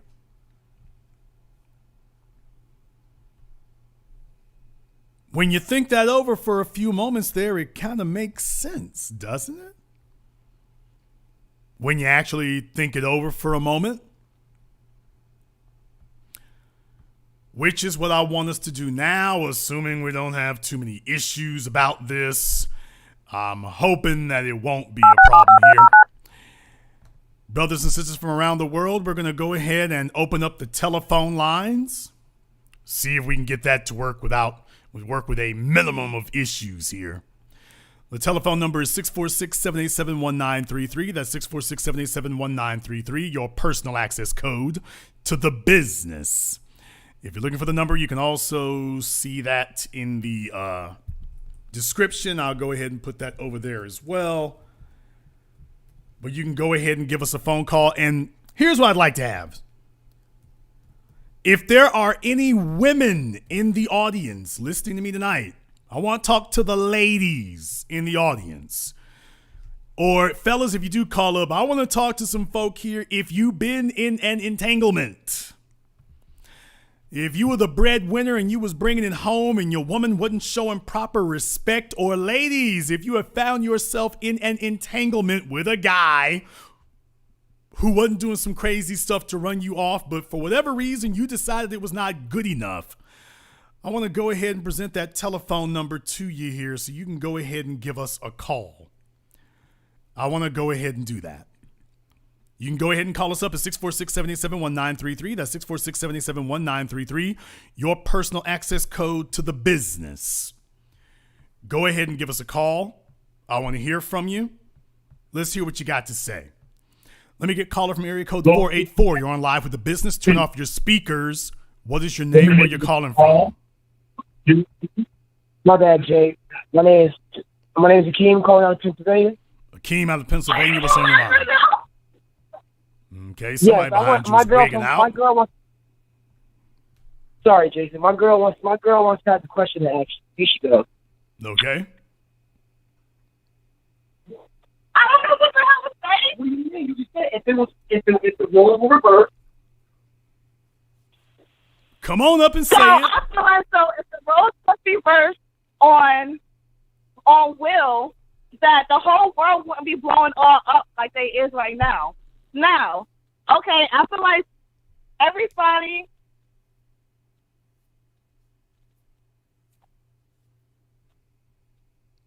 You feel like everybody what? She feels. She getting all quiet now. Okay, one of y'all needs to get closer to the phone. Okay, but look here. We already know that that's not true because take a look at Matthew Knowles. Matthew Knowles cheated on Beyonce's mama with a much younger female, and everybody, including men, ripped him apart. She was a hood rat. He got her pregnant. Nobody was backing Matthew. Nobody was backing him. So we've already seen this before. You can't find a situation. What's that? Wendy Williams' husband, if the roles were reversed. Now, the only thing they're missing is the swag. I mean, missing is the bag. They ain't missing the swag. Wendy Williams' husband, same thing there. Matthew Knowles, same thing there. Mary J. Blige, well, like in his case, it was a little bit different. But we've already seen this. The man is, it don't matter how much money he's got or whatever, the man is never defended. Show me a man, go ahead and show me an example. For her statement to be true, show me an example of a black man with the roles reversed where people were not giving the same reaction. Give me an example. She can't. I can't. Nobody can. So now here's the other problem that this is. In our day and age, we have a lot of female privilege that females feel like they have a right to do things, and then they just fabricate a justification for doing it. But what she's really trying to say is, well, as women, we have a right to get down however we want to get down. And let's deflect and turn the conversation back to men. Let's do that. Yeah. What I'm saying is, no, that is a complete and utter lack of maturity. But if you want, I can give you examples of men who have done it and got ripped apart. I can't think of a single example of a guy who's done this and the public was behind him, or that the public was apathetic about it. No, when you do something like this as a man, Oprah Winfrey is going to do a special on your ass. And by the way, there's a media apparatus set up for the purposes of punishing men who do that. There is no media apparatus set up for the purposes of punishing women, but for men, there's an apparatus in place. Oprah is on deck. Gayle King is on deck. Nate Parker was falsely accused of a crime, and Oprah and friends came to bat for the white woman. Wasn't a bunch of black women defending Nate, and he was innocent. So no, I can show you example. If we want to do that, we can do that, but for that statement to be true, you can't just say, well, if it was hypothetically. No, bring us a real world example so we can compare apples to apples, and I will bring you other examples, but the only examples we're going to find are of the men. Nobody's talking about denying Jada Pinkett roles. Nobody's talking about canceling her table talk. Nobody's talking about she shouldn't be allowed to speak for black women because she has betrayed a black man. Nobody's saying that. And Will is, in the words of Joe Biden, squeaky clean. You're not going to get anybody to sit up here and defend that. You're just not. Thank you very much for giving us a call tonight. Please do give us a call again. Let me get a caller from area code 718. You're on live with The Business. What's your name? Where you're calling from? Hi, Jason. This is Gavin calling out of LA, Los Angeles. Gavin out of Los Angeles. What's on your mind? Okay, basically, my thoughts on this because Will first did a work with Margot Robbie with Focus before Suicide Squad. I don't know if you remember that movie. It was okay, called I already addressed and that. I addressed that and said Margot Robbie was nobody until Suicide Squad. She was not a household name until they gave her the role of Harley Quinn. So yeah, she might have been in the film Will before then. So the point you all are trying to make is, well, she may have met Will before then. Here's the problem: meeting Will Smith and qualifying for Will Smith are two separate things. I just want y'all to be very, very aware of that. Well, got you. And where I wanted to go is with that too. Also, now she produced the sequel to Suicide Squad, Harley Quinn with Birds of Prey. Jada now is seeing, well, damn, what has she been able to, capitalize off of her relationship with Will, and she hasn't. Yeah, I mean, that's another thing. It hasn't cracked off like that. So there are levels of jealousy, contempt. I mean, Will Smith is a guy who's done everything right. And even if y'all want to say he's been stepping out with other women or other men, she been there for 20 damn years. It clearly ain't that big of a problem. Y'all need to get off that bull crap. If Jada Pinkett really had a real problem with some of Will's alleged shenanigans with other people, she could have left this man a long damn time ago. You don't stick around for 20 years like R. Kelly's wife. You don't stick around for 20, 25 damn years and you ain't okay with his get down. You don't stay for 20 years because you don't like that. So if there is a problem between them, and by the way, birds of a feather flock together. So if he's sleeping with other folk, by the way, she just showed you, this is her character. She's fully capable of doing it. So it's not about sleeping with other people. It's something else. It ain't that he's been sleeping with other folk. That ain't what's bothered her. She's been around all this damn time. That hasn't bothered her. I'm just telling you all right now. I'm saying it's other women and other stuff. That isn't what bothered her. What bothered her is that unfortunately she has succumbed to a black woman's disease. She has forgotten what the bad old days were like.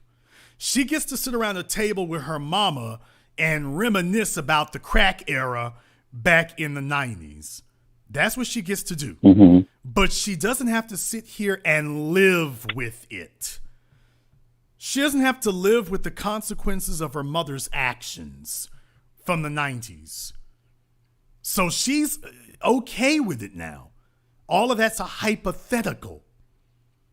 But the truth of the matter is she harbors contempt for this man. And all of her actions make it very clear that she doesn't like the fact that after 20 years, she doesn't appreciate it. A younger female would probably appreciate it at this point. But this woman with this background, taught by that mother, she has no respect for this. She has lost her gratitude for it. Now, the moment it gets taken away, because everybody want to talk about Will Smith's money. First of all, remember, I done taught y'all. For those of you who weren't listening here before, clearly you're not familiar with how the laws work. Number one, the kids are grown. Ain't going to be no child support. Number two, she already makes some money, so that's going to put a dent on anything she could get from him. And number three, if he divorces her with the cause of adultery, that's going to blow up any alimony she could get. That's going to seriously compromise it. So Will can just basically negotiate to know what, heifer, you can keep the house, the cars, you can keep everything. Remember what I taught y'all? This is what white men do. When they leave a white woman, they tell her today what their attorneys tell them is consider it like a business. And you are now going to consider the business bankrupt. And you're going to liquidate the business's assets so that you can start over with your credit profile and create a new business. You see your marriage the same way. The house was an asset, is now a liability. You're now going to write off the house. Let her have the house. You can get another damn house, dude. Come on. You can get another house. See, that's the last house she going to get. She can't get a $3 million house by herself. She needed you to get that $3 million house, or in their case, $10 million house. She can't do that on her own. Right. She can't do that on her own. So the lawyer's going to tell her she's going to have all of this for a good 5 years, if she's lucky.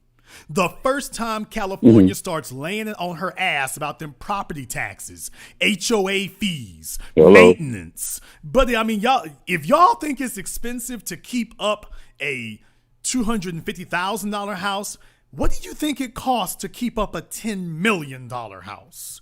And now the cash cow is gone. People, this would be a nightmare for her. She's going to have to do like, what's her name? The other high yellow heifer. What's her name? Tisha Campbell. Yeah, as soon as things went south with Dwayne, all of a sudden she got to sell the cars. Like I said, because you don't know how much debt there is. So she got to give up the cars and every damn thing else. So what I'm saying is her entire lifestyle is going to change. Oh, yeah, and one more thing. Ain't nobody going to give a damn about red table hoe talk. If she loses his name, she's going to go down in flames like Amber Rose did. Because everything she's got is not just attached to his assets, his brand. She has been a beneficiary of Will Smith's brand. In the chat room, you said it correct. Like Nicole Murphy. Like Michael Strahan's ex-wife. You see, the real power that Jada Pinkett has right now is the brand. The brand of Will Smith. That's an asset too. But that is an asset you cannot take with you. By the way, remember R. Kelly's wife? Wasn't she still running around calling herself Kelly? She kept the last name. She running around with another dude, but kept the last name. Remember that? And it's like, wait a minute. I thought you don't fool with me no more. I thought you don't fool with me. But you still running around trading on my name. You're fighting to trade on my name while you done sat up here and blew up the damn family and everything. Expect Jada to do the same thing. Expect her to insist. She'll have no problem with you referring to her as Jada Pinkett Smith. She knows because Jada Pinkett has no value. Not only that, I would say also the contempt she has for Will is the fact that, okay, his firstborn son, you don't hear him in the media like you do about her two children. Well, no, you don't. But I mean, right now, at this point, Jada Pinkett's concerned about herself, man. She's always been out for herself. And when she was younger and was a go-getter, selfishness serves you well when you're building. You're young, you're driven, you're all about yourself. You're all about building yourself up. And if you can make the transition when you join a marriage, now it needs to transition from being about self-interest to being about group interest, our interest. And if you're with somebody who can make that transition, you're golden. But if you're with a person who cannot make that transition for whatever reason, man, you're in trouble. You're in trouble. Now, the good news for Will is, by the way, remember what I taught you all, what a person has done once, they will do again. If Jada Pinkett at this point in her life, at this ripe old age, is still running around chasing little drugged out, crackhead, dope boy looking niggas at her age, baby, she's set in her ways. That behavior is the very definition of set in her ways. That wasn't a momentary fluke. If a 44-year-old woman is running around with little drug addict ass, sagging pants ass, little, emo boys, that's a character flaw. That's not a mistake. Oh, I'm sorry, for 3 years, by the way. She was up under this little nigga for 3 years. 3 years. That wasn't a mistake. That wasn't a lapse in judgment. That was her character on display. And you can't fix that. She's 48 years old, for those in the chat asking. Will's 51, she's 48. Stop it. But just understand, that's a character flaw. And if at the age of 44, 45, 46, because we now can confirm that she was still talking to August back in 2018 before she declares, oh, well, they broke it off. Yeah, you were still talking to him back in 2018, so it's at least been since you were 46. People, a 46-year-old woman, listen to me. A 46-year-old woman does not sleep with anybody by mistake. If you got in bed with her, she is in total control of her faculties, her emotions, and her desires. She's not making a reaction, she's making a choice.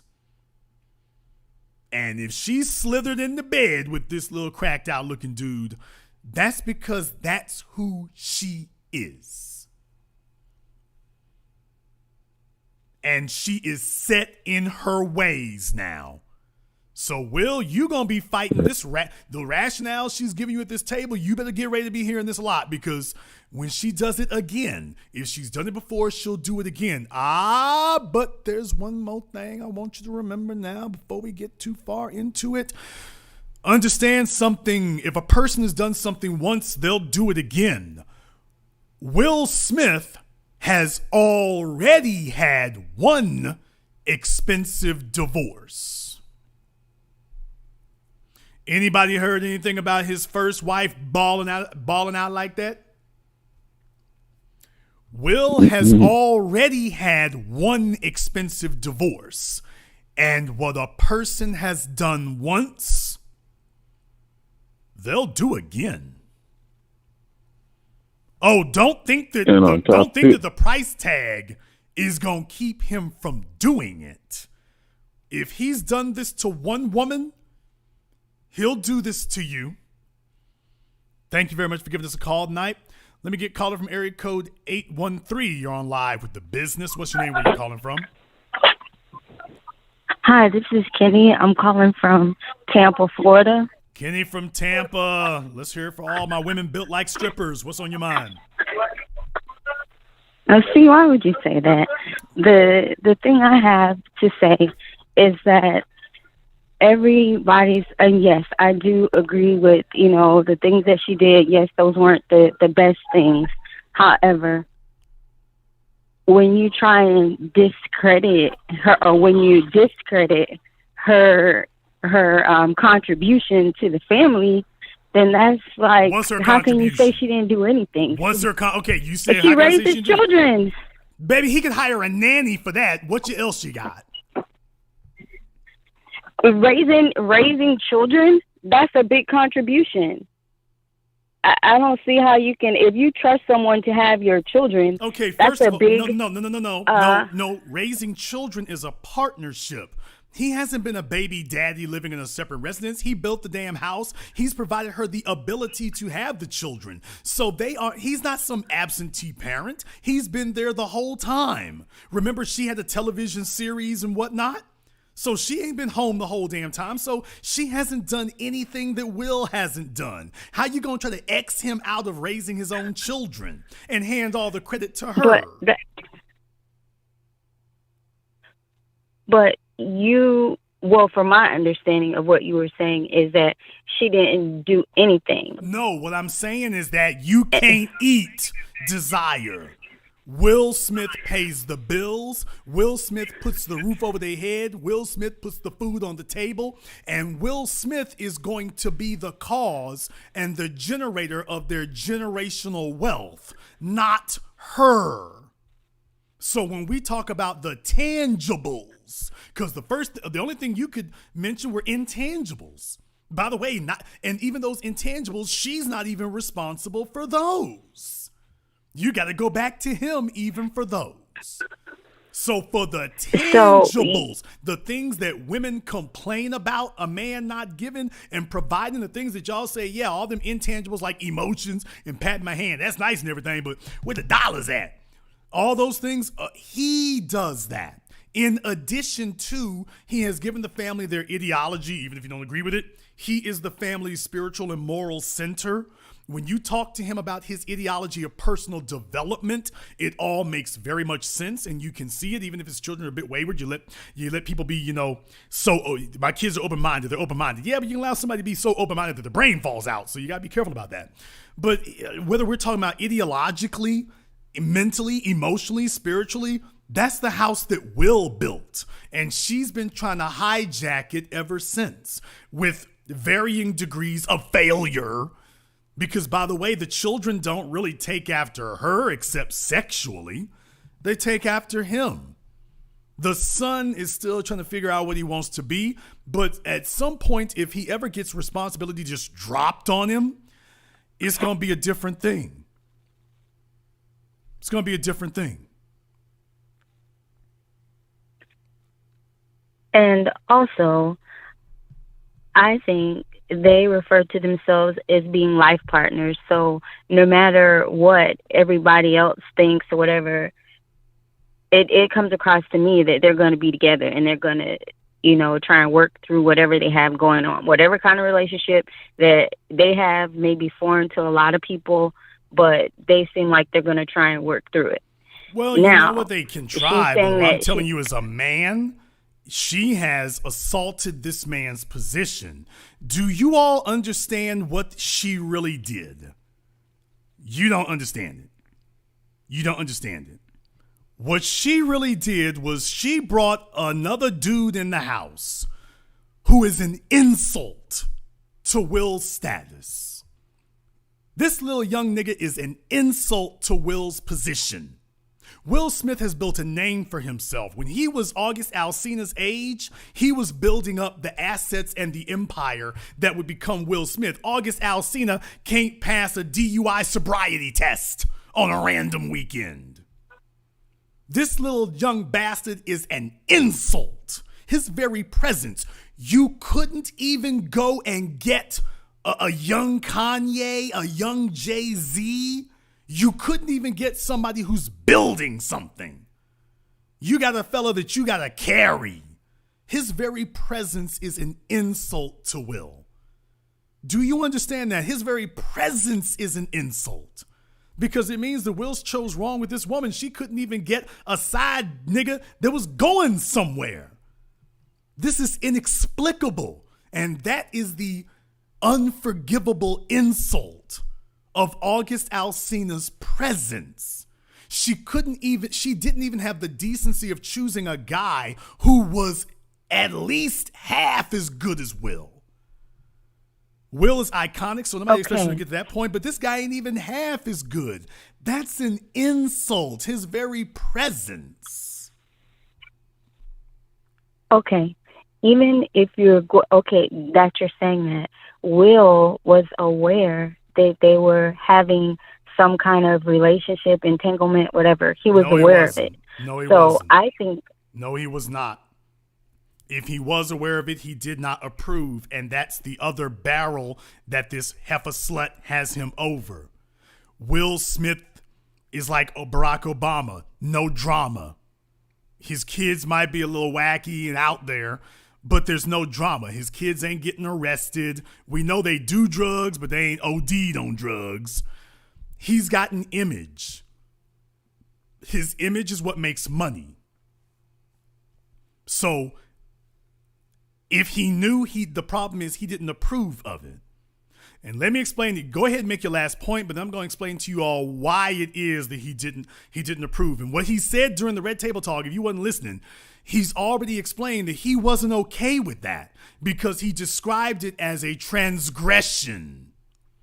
She said we had an entanglement, and he said, entanglement? Same thing we all said. He reacted like us.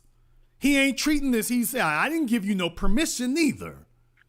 So all the points that would defend what you're saying, Will's already refuted that. So clearly you didn't listen to the Red Table Talk with the two of them. Every point you're about to make, Will sat there at that table with a smile, a forced smile on his face, but he refuted all of it.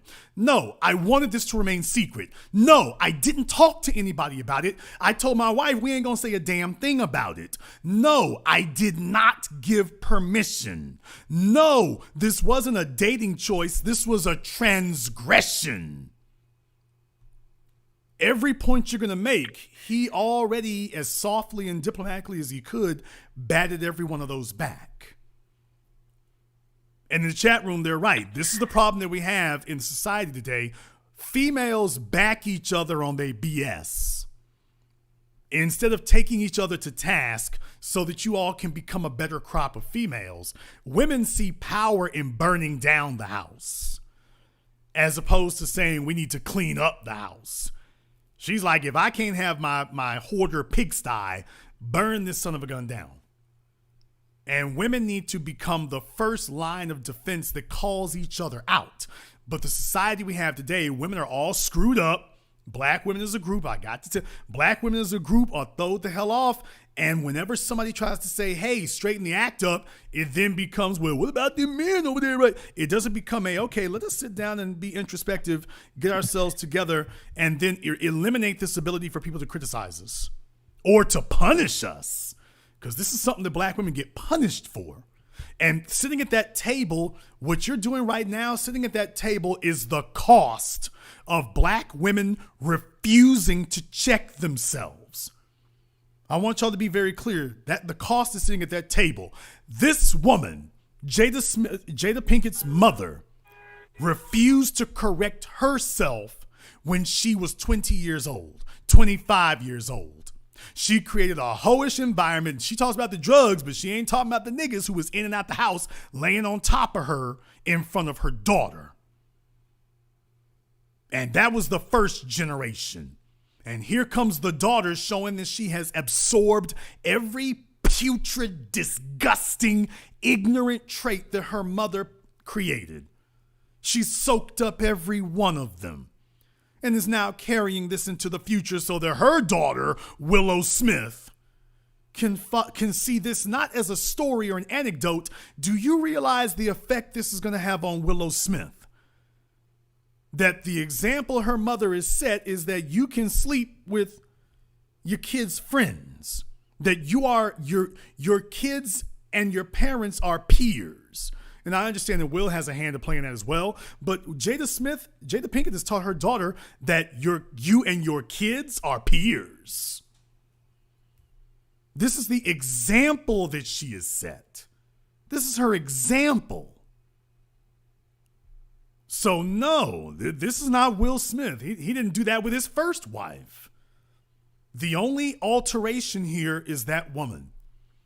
And she's showing you that the cost of black women co-signing each other's bull crap is generational failure. You have a bunch of women who are the least married and least dated, and the problem is cultural I'm going to coin a phrase tonight. Cultural character flaws. These are not genetic character flaws. These are cultural character flaws because the women help enable it and instill it and breed it in each other instead of checking each other. Black women will check each other faster on their hair weaves than they will on their sex habits.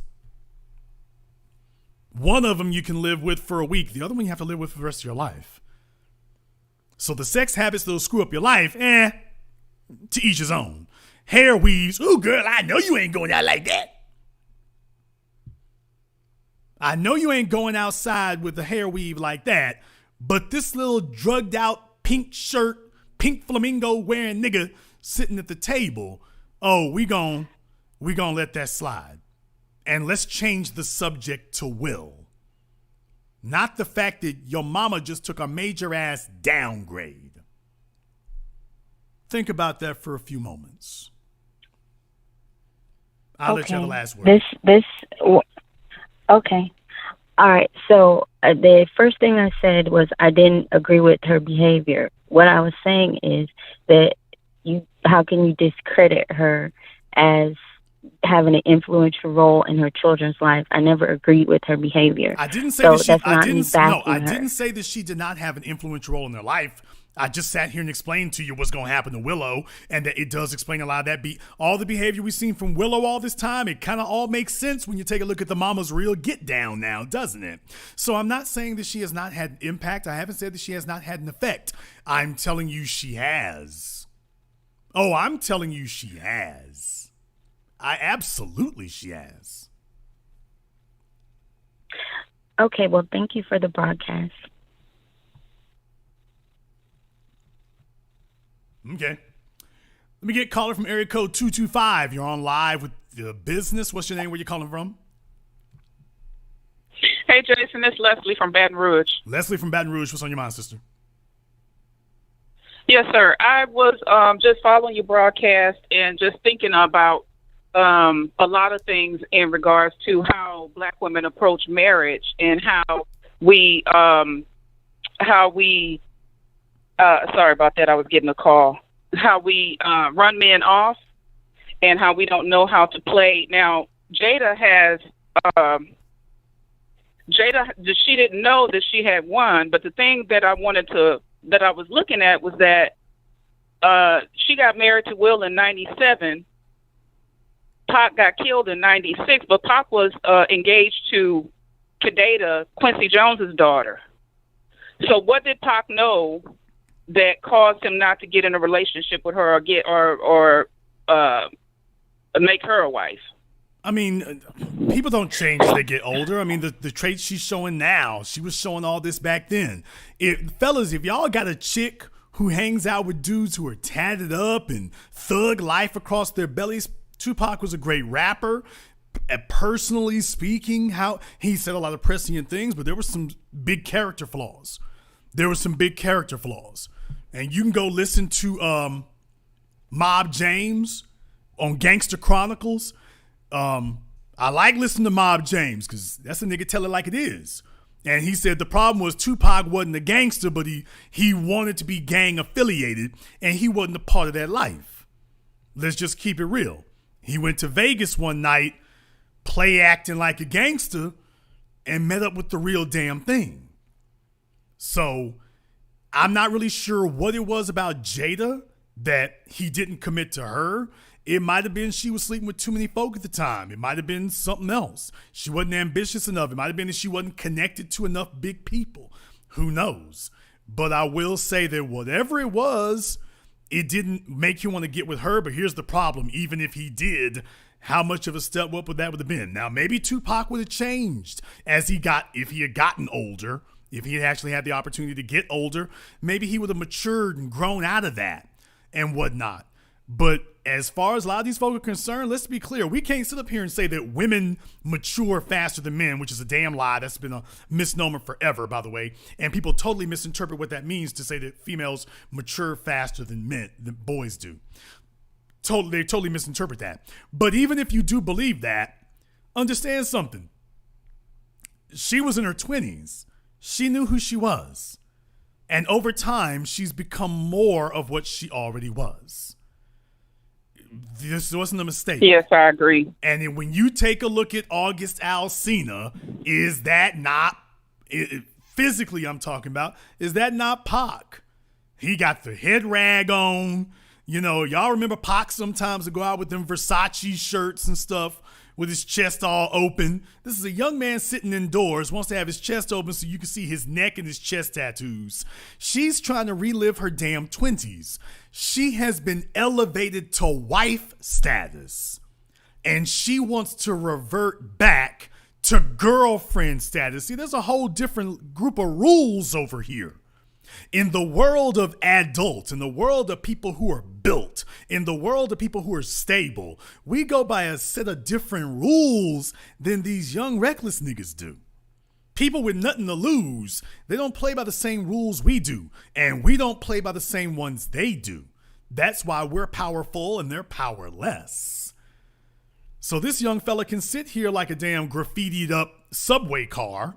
Because what's there to lose? What does a female lose by losing August Alsina? What has she lost?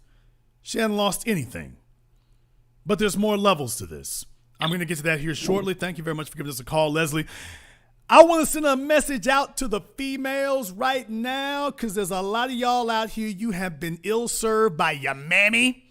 You was raised either by a chick who was on drugs or was on some bull jive, one or the other. She was on some drugs or she was on some bull crap, whatever she was on. You understand that that's what it was. But y'all gotta understand something here. Don't y'all know a lot of you females sit up here and play around with one of these little old janky ass, drugged up, doing nothing, going nowhere little niggas, and you talking about you having your fun? Let me tell y'all something. This whole situation does not happen because, you see, Jada figured that because she had invited this little jackass into her house, that upgraded his mentality by osmosis.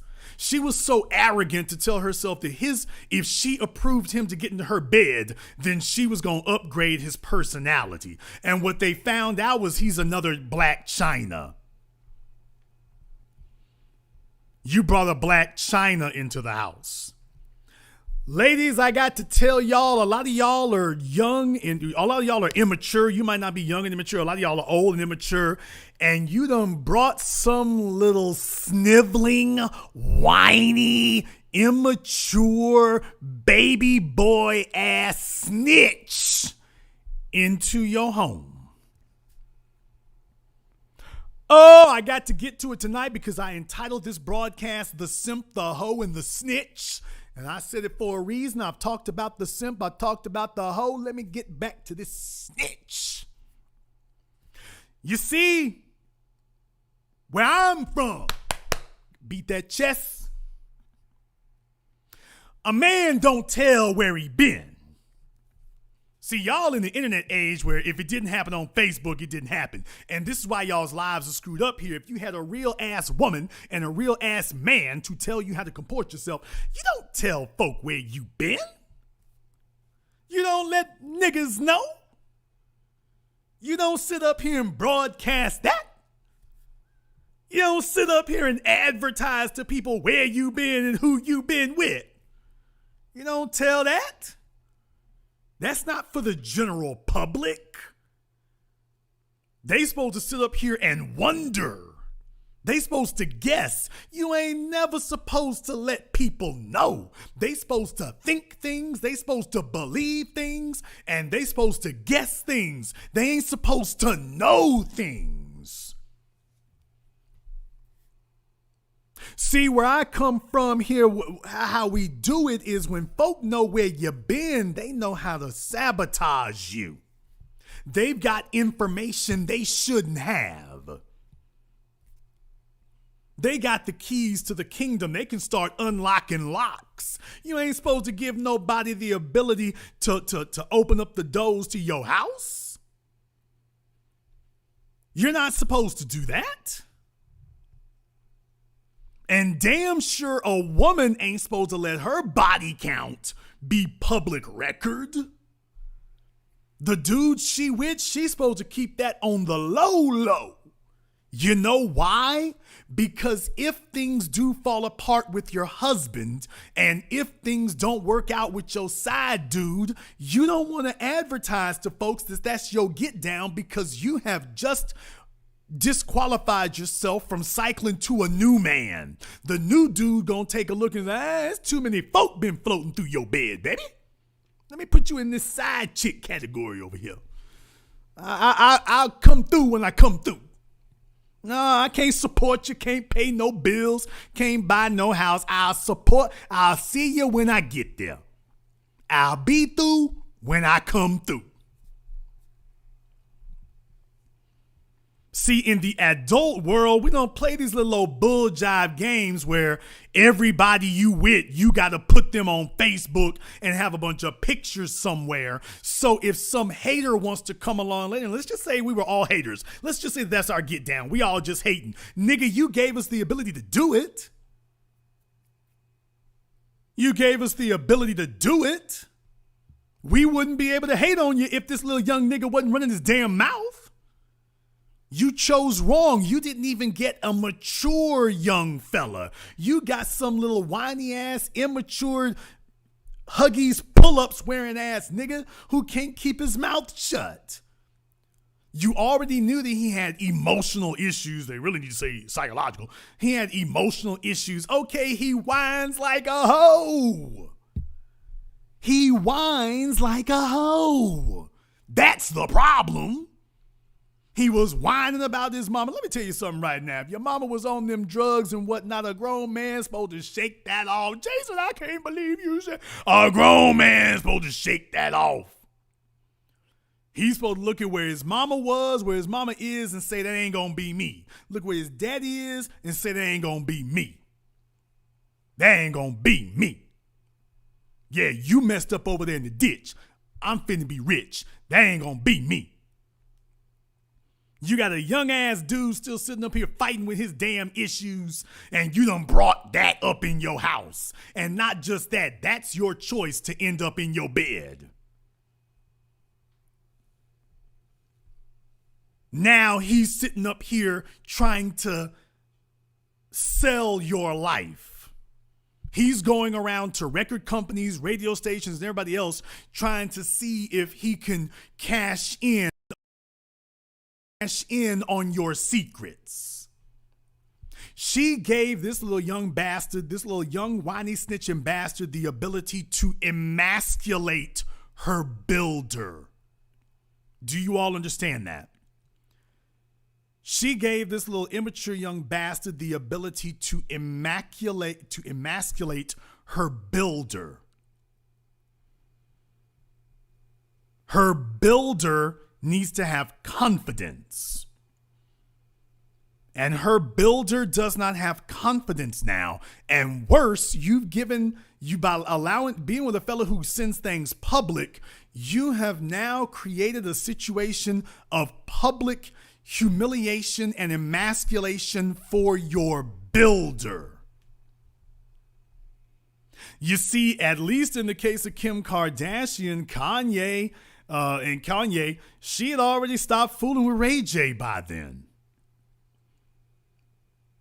She'd already stopped fooling with Ray J by then. At least that was out the picture. Will is having to confront something that is standing up in his face now. Not something that might be there in a few years, something that is in his face now.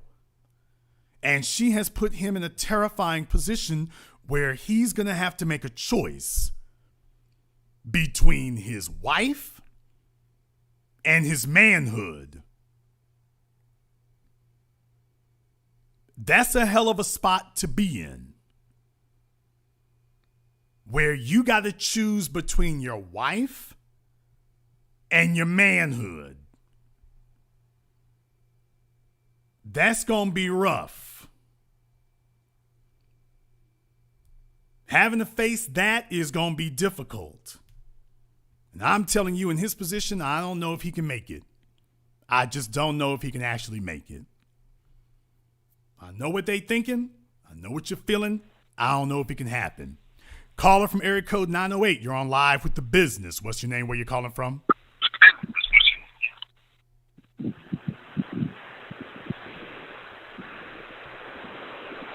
Okay, he's been abducted. Caller from area code 843. You're on live with The Business. What's your name? Where you calling from? TVA, that's Tobias out of Phoenix. Tobias out of Phoenix. Nigga, run it down. Man, hey, what? Fellas who done something for themselves and met women like this, we've all been there, and we learn from it. Does it hurt? Yeah. But let's be honest here. Those women can't have a hard time finding another one of us. We can find another one of them. The biggest issue in this whole Will and Jada thing, they can talk about Will Smith's alleged side chicks or whatever. Y'all don't know nothing about it because Will didn't embarrass his wife by having a business on Front Street. Testify. She embarrassed this man in front of the whole world. Testify. Yeah, because if the person cheated, and that's like the woman didn't, if Jada, let's say 10 years ago, this hypothetically speaking, if she didn't get pregnant, if she got pregnant or embarrassing, you can't reconcile. But if only those two knew about it, and she didn't come up pregnant, anything like that, and she was very show a lot of contrition, yes, they may be able to work it out. But she can't work it out because, man, She downgraded. It wasn't like that. It wasn't like she gave the draws to Ice Cube or Michael Jordan or somebody like with Denzel. And what hurts that man is, and I've been there, where you do everything for this woman, you upgrade her life, and she gonna cheat with that. I mean, Tobias, that's what hurts because dude, I'm like, why the hell I do it for? Dude, it's females can understand. If you cheat on, I don't care how dedicated you are to your woman. If you cheat on her with Beyonce, she understands. I don't care who the woman is. Yeah. She understands. Well, the nigga slept with Beyonce. Well, I ain't happy, but I can understand why he did it. You might, Janet Jackson from 20 years ago. I don't care who your woman is. If you tell her, baby, I slipped up, Janet was there. She was singing that Do You Mind? And one thing led to another, and I said, I got to do it. I ain't never walked on the wild side like this before, but I got to do it. Okay, I don't care. Your woman gonna be mad. She gonna throw some furniture, but at the end of the day, she gonna be like, I understand. Tobias, as men, we can be straight about this. If you find out your woman, in the words of Drake, Jordan 96 and 97, if you found out your woman had slept with Michael Jordan, it's like, all right. I mean, that's Mike, how you gonna look at yourself and be like, hey, baby, how you gonna pass me up for Michael? It's, nigga, all right. In theory, that's supposed to work, and I do understand it. In theory, it's supposed to work. But fellas, let me tell you right now, Jordan 96 and 97, if he roll up on your woman, that's your ass. You know that. If he can roll up now. If you roll up on your woman, that's your ass. Eddie Murphy, 85, 86. Eddie Murphy back in 85, 86, he went up on your woman, that's your ass. You know it. And it's kind of like, I mean, you don't want to endorse it. But if your woman came home and told you, baby, I was in New York and I ran into Jay-Z at the bodega and one thing led to another and, we kind of do the do and next time you hear, can I get a what? He talking about me? Okay, you ain't going to be happy about it, but you can say, well, I'll be damned. I mean, it was Jay-Z. Y'all gonna have to work through some things, but it's like, I'll be damned. It was Jay-Z, though. You gotta tell your fellow man, I heard your woman cheated on you. Yeah, well, you know who it was? You know who it was, nigga. I know, yeah, it was Jay-Z. Nigga, is you kidding? Dude in the back of the Rolls Royce. For real, nigga? Yeah, well, I mean, it was Jay-Z, though, man. I knew you're upset about it, but it's Jay-Z. I mean, tell me how you gonna fight that, baby.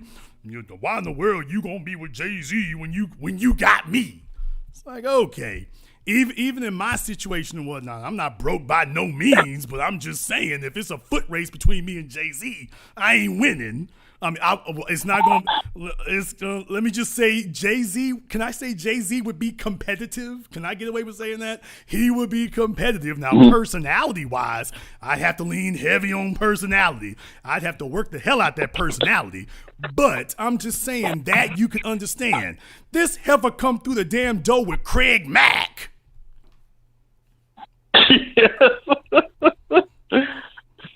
Okay. Now, Jay-Z, I would have let that one slide, but Craig Mack? Are you serious? You came through the door with MC Shy-D? Really? Really? I've made more money than that nigga. So I'm just saying at that point right now, brother, she has offended your sensibilities as a man. Chat room going nuts, but I'm just saying, y'all look here. It is what it is what it is.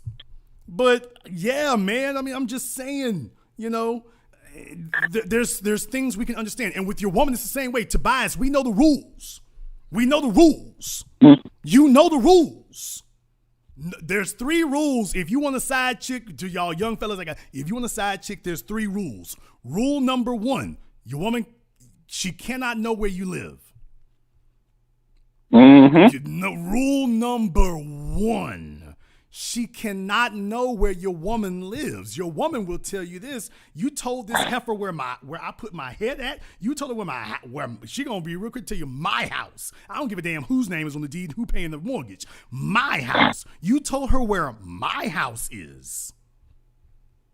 That's rule number 1. You don't do that. Rule number 2, you don't get her pregnant and don't get no STDs. You can't bring nothing home. Mm-hmm. Number one, you can't tell her where you live. Number two, you can't bring her home. And number three, you cannot spend more money or buy something more substantial for the side chick than you do your woman. You can't do that. I'm just going to tell you right now, she can forgive those other things. If you break one of those three rules, she's going to have a problem with that. Those are the rules, Tobias. You know it. I know it. Them the rules. Them the rules. Oh, yeah. So those the rules. Now, your woman ain't going to tell you that. Them the rules. And as a man, you need to understand. Now, I'm not going to guarantee she ain't going to leave your ass, but I guarantee you she will leave you if you break them rules. You do that. You go buy your woman the damn Michael Kors bag, and then you go buy the side chick the Prada. We'll see how this going to turn out. I can tell you right now, nigga, you might as well get your divorce lawyer on the line because you ain't going to make it. And that man's going to tell you, dude, you bought her the Prada? Whoa, I don't think we can save this one. Yeah, we might need to start dividing up these assets because you ain't going to make it. You bought your wife a Honda Civic and the side chick is rolling a BMW 8 Series. Okay, nigga, it's over. It's over. Take a look at Wendy Williams. Remember, she was upset because her husband bought the side chick a Ferrari? Wendy is like, we turn off lights around the house and conserving energy, and you done bought this heifer a Ferrari? You couldn't just buy her a regular car. You got to buy her a Ferrari. She's not going to live that down. She's not going to live that down. Women will submit to our behavior as men if we set the rules and keep them. You can't sit up here and tell your woman that this woman don't mean as much to you and she ain't nobody and you have upgraded her. You can't do that. You can throw out a few trinkets. You can't upgrade her. Though your main woman is like, I'm special because I get upgraded. These other chicks get entertained. They get the room at the Motel 6. I got the $10 million house. They get the Michael Kors. I get the Fendi and the Louis. That's the way that works. He sees you when he come through. He comes to me when I call his phone. He could be in bed with you. If I tell him, nigga, put on your drawers and get back over here now, he gonna leave you where you at. And Tobias, you and I both know as men, that's the rule too, by the way. When she call, I got to go. Don't come to my house. Tobias, don't come to my house. Don't follow me. If you see me in public, heifer, don't say a damn word. It ain't gonna be none of that. I'm not advising y'all to do this. I'm just saying for those of you who are messing up, just understand, I know why you're messing up. These the rules. These are the rules. And this little young bastard done broke every damn rule there is. That's the problem. I'm sorry, Jada has broken every damn rule there is. That's the other thing. If you're gonna have a side chick, it needs to be a side chick or a side dude, but we're talking about side chicks. If you're going to have one, it can't be one who is looking to blow up your spot. That's the other thing. As a man, Tobias, you and I both know you don't get a chick who looking to blow the spot up. You get one who is telling herself in her head that she could become the main. But she's already got to be groomed and ready to take that main position. You don't get a chick who ain't got nothing to lose and on a suicide mission. You don't do that. She grabbed a little young bastard with absolutely nothing to lose. He's halfway suicidal before you met him. You invited him in his home, and now he's committing suicide and a murder suicide because now he wants to die and he wants to take y'all with him. Because it's not like his album is going to be number one. You putting this on wax. It's not like it's going to take that old decrepit thing you made and make it number one. That ain't going to happen. So he's really blowing y'all up because he can. And I didn't get to this in the thing, but you all heard her when she said that, and it was after the way she describes it, it was after I said I was going to get back with Will that August cut off all contact. But you all remember I showed you all, that doesn't seem to be true because we know he was still talking to her in 2018 because he was on Damn Me Red Table Talk in 2018. So when exactly did you and Will start putting things back together again? Because if it was prior to 2018, which is what all the reports are saying, August was still up in y'all's damn house with your getting entangled. He was still getting entangled up in your house. Tobias, they broke the rules, man. Yeah. And, one thing also is what Jada women like this don't get. And I remember the sister that was on the line earlier said, like, black women don't understand when they winning. That is so true. Jada went out there and saw the pickings was slim. People don't know Margot Robbie's 30 years old. So Will got with Margot Robbie right now. She's 30 years old. He got another 20 years with her. And he could cut Jada a check and keep it moving. Jada ain't going to find another Will Smith because she would have, she could have. And I know a lot of these sisters, I remember I called your broadcast a couple of years ago. And my ex, now she's now my ex for a couple of years. I was like, hey, you can live with me while you go to law school. You won't write no bills. I put you on my health care, all that good stuff. She felt like that I would control her. And all I was doing was trying to take the stress away from her while she's going for that. Fast forward a couple of years, she got a baby now, and the dude ain't in the picture. Yeah, what happens, dude, is you got to understand, a woman who is properly calibrated understands that her position is to give up the steering wheel. She ain't going to sit there and try to fight you over it. You know why? Because it's your damn car. A woman who is insecure tries to sit up here and fight you for control of the steering wheel, and only one of two things is going to happen. Either you going to fight with her and both of y'all going to go in the ditch, or you going to kick her out of the car and now she's a pedestrian. And a lot of females end up being pedestrians because they don't know how to give up control and let the captain, as Rick Ross said, the rapper, not the drug dealer, let the captain do what he do.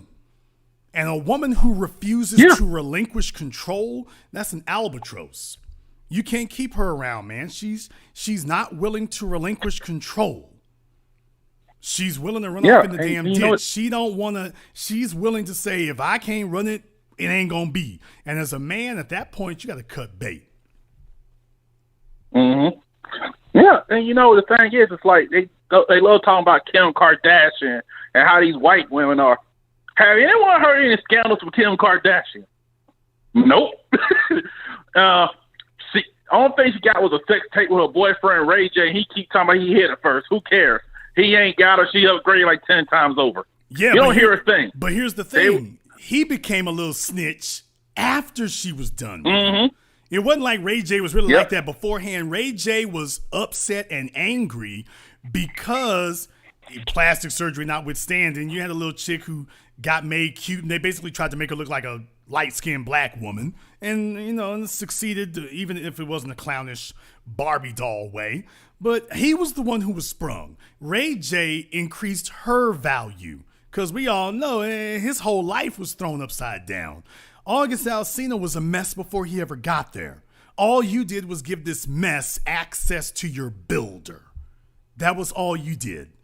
You got him past all the locks, all the keys, all the safety guards, all the safety precautions. You helped him to infiltrate beyond all of that.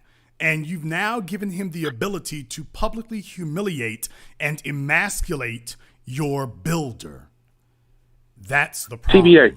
You know what? And one thing about that is I looked on Facebook and these social media sites.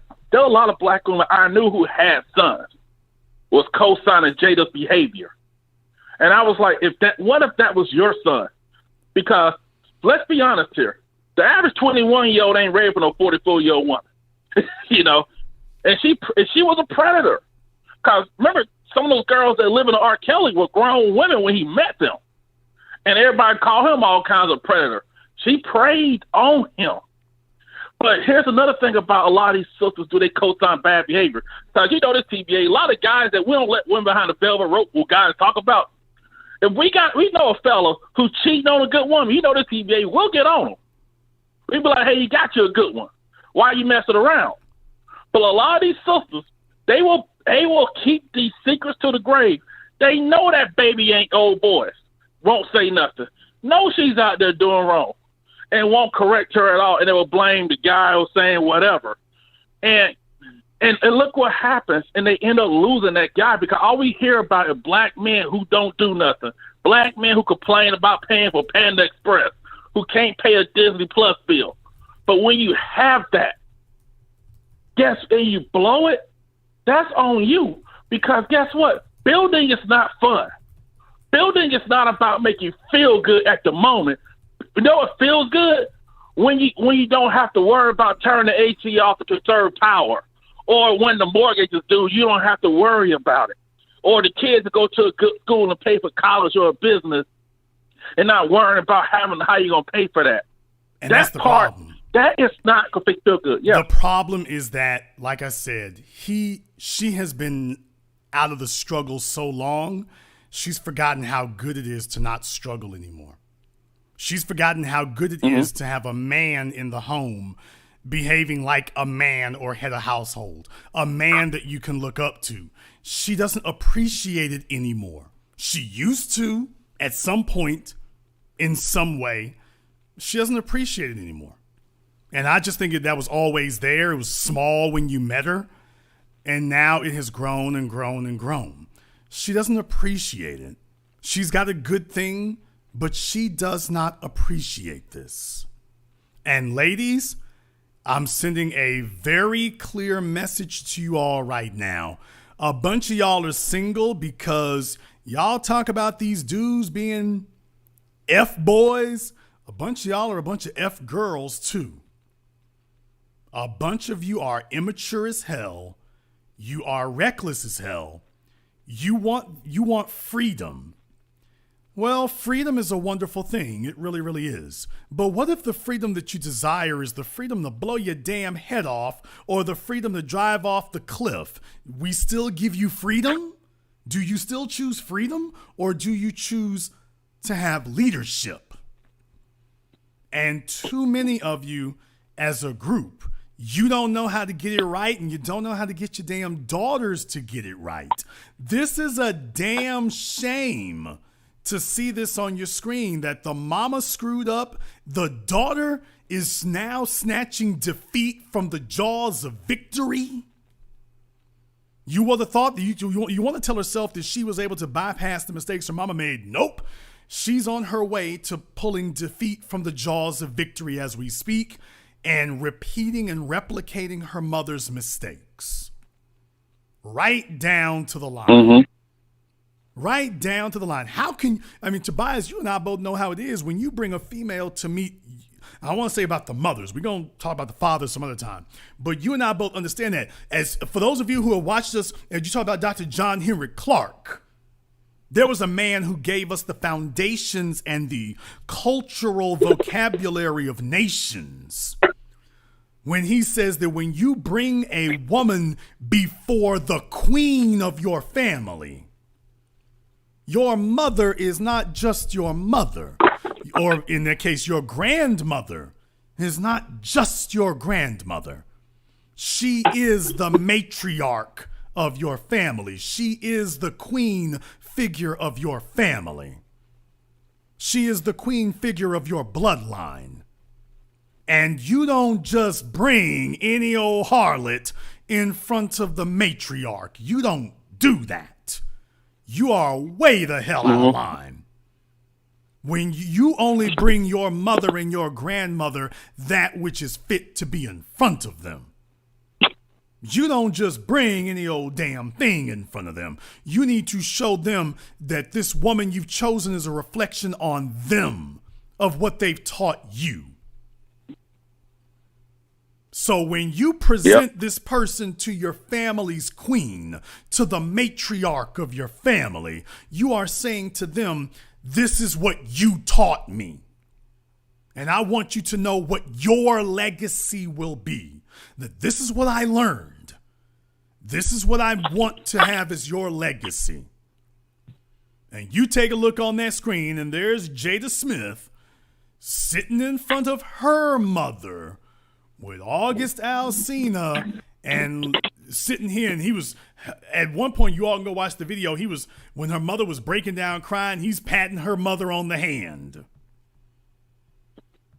You're trying to make your mother think that you're telling your mother this is the final report on your mothering. This is what I come to present to you as the matriarch and queen of this family. Yeah, this old square nigga right here who talk like he got some sense and dress like he got some sense and look like he got some sense and is running the world. Yeah, that's kind of boring there. Yeah, if I really had my druthers, mama, this where we be at. This where we be at.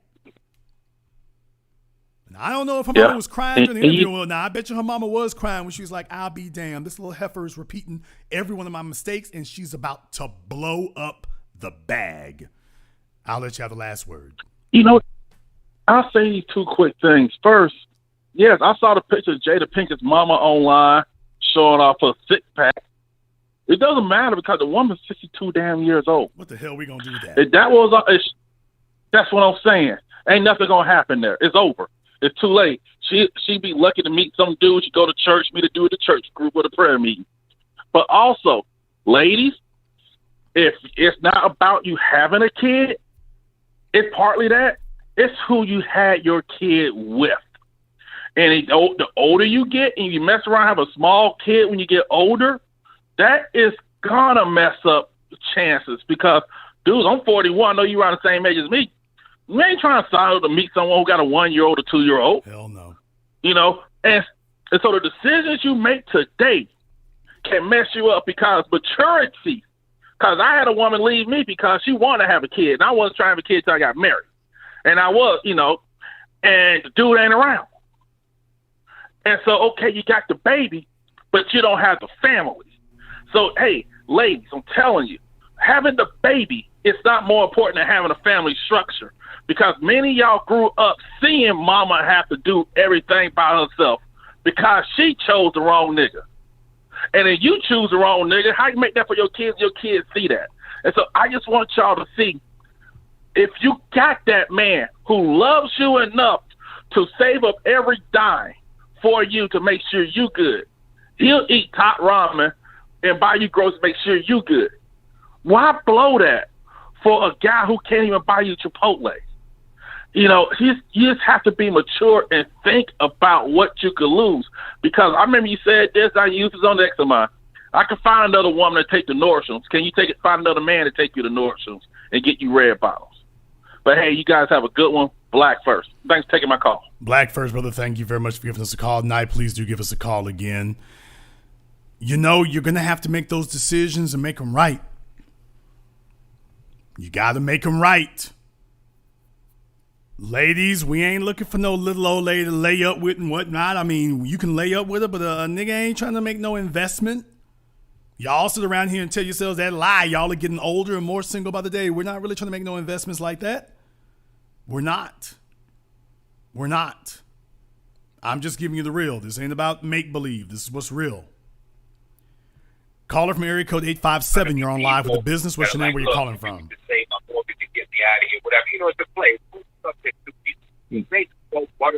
Okay, he's playing charades. Let me get caller from area code 469. You're on live with the business. What's your name? Where you calling from? This Thomas calling from Dallas. Thomas from Dallas. What's on your mind? Wow. Man, it's a lot. But I just want to break this down. What Jada did was she did the ultimate no-no. And like you said, this is not some new behavior with her. She's been like this from the Tupac era to now. And she's no different than Stacey Dash out here trying to sell herself for $50. You see what I'm saying? And you're going to trade in a Bugatti for a Honda? That's pretty much what she was doing. Taking back the Bugatti to the dealership, and they look at her like, what the hell you doing? She's like, I'll take this Hyundai accent. I'll take this 88 Hyundai accent. That's what I'll do. I'm trading in this Bugatti. But this is what these older women are going through in these stages. She's no worse than the church hoes. Church hoes, same way. They are bouncing around from this guy to the next guy. And you would have thought she would have tried to go after like a Tyler. I would see if she had went after a Tyler Perry or something. if that news had came out, oh yeah, okay, I can understand. But you downgraded to a you almost dusty had nigga. it. You almost had it. He almost had it there, everybody. He almost had it. You were right when you said she reminds you of the church hose. But, brother, you almost had it. Brothers, y'all got to watch out. See, what tripped Will up is that he got one of these chicks coming at you with the spirituality talk. Jada always been about that. She's always been about this spirituality guru and, oh, this is my journey. She calls sleeping around with this young dude her journey. So you ain't calling it sex and screwing around. It's my journey. And as men, let's just say it like it is, bro. We get tired of hood rats. You get tired of dumb females and whatnot. So you have a female who's reasonably intelligent in Jada. She has a unified ideology, as I call it. She has a solid unified ideology. But we get took in by the other type of female, the spacey spiritual chick. So yeah, she don't talk about sleeping with thug niggas. She talks about this, quote, spiritualism, which really is just, whatever ideology she has formed or philosophy she has formed that usually got some hoe component mixed up in it. So the, quote, spiritual hoes are the ones that, yeah, they had a look about them, but they didn't have that raw sexual energy. Rihanna got that raw sexual energy like that. Beyonce got that raw sexual energy like that. Let me just say it right now. With the money to back it. well, let me just give you a comparison. If you want to know the difference between a cornball chick and one with raw sexual energy, compare Beyonce and Solange. Same mother, same mother, same father, both of them in the music business. One of them has got femininity and sexuality to burn, and the other one's just a kind of square, throw it off chick. She says a lot of good stuff there. I mean, she's more, quote, pro-black than her sister is, certainly. But the only reason she's doing that, let's just keep it real, the only reason she's doing that is because she can't pass herself off as having that raw sexuality that her sister does. She can't. She don't have it. Yep. So she's trying to accentuate something else that she hopes will be more attractive to you. Lauryn Hill was never this really sexy chick like that. We thought she was cute, but that's wasn't what she wanted, brother. Let's just keep it real. She wanted that raw energy that we gave to Janet Jackson and LaToya. Right. She wanted that. Or who is that? TLC. She wanted that. That was what she wanted. She wanted that raw sexual energy pointed towards her. So you got square ass boxcar looking chicks like Aisha Curry. There's a few others, and they have the problem, brother. And this is the thing that is really the insult. They have our respect. That's the problem. Exactly. That is the real problem here. People, Jada Pinkett had our respect. She wasn't popular like that. No, she didn't have the body to be able to compete, with some of these other chicks we can name. No, she didn't have that. But she had our respect. And what she just did was she just spit in our faces and said, your respect don't mean a damn thing to me. And she blew up the spot. Can I say this? Fellas, when you meet a female who does not appreciate when you genuinely respect her and when you have genuinely upgraded her, it's time to go. It's time to go. Because that level of insult is not going to wear off. I'll let you have the last word. Right. I just want to tell all the older ladies that's listening right now, if you have over 500,000 miles on that thing, if you got a good man, you better behave, because men out here are not looking for that. We're gonna move around, and what Will's gonna do, he's gonna bounce because the respect is lost. I mean, you brought home a rat, you brought home a dusty nigga. He's got to go. Will is gonna eventually leave. He can't stay. Yeah, have a good night, man. Well, thank you very much, brother. And we're going to hold a GoFundMe so we can get some 9-volt batteries for that smoke detector and get the birds out the house. Thank you very much for giving us a call here tonight.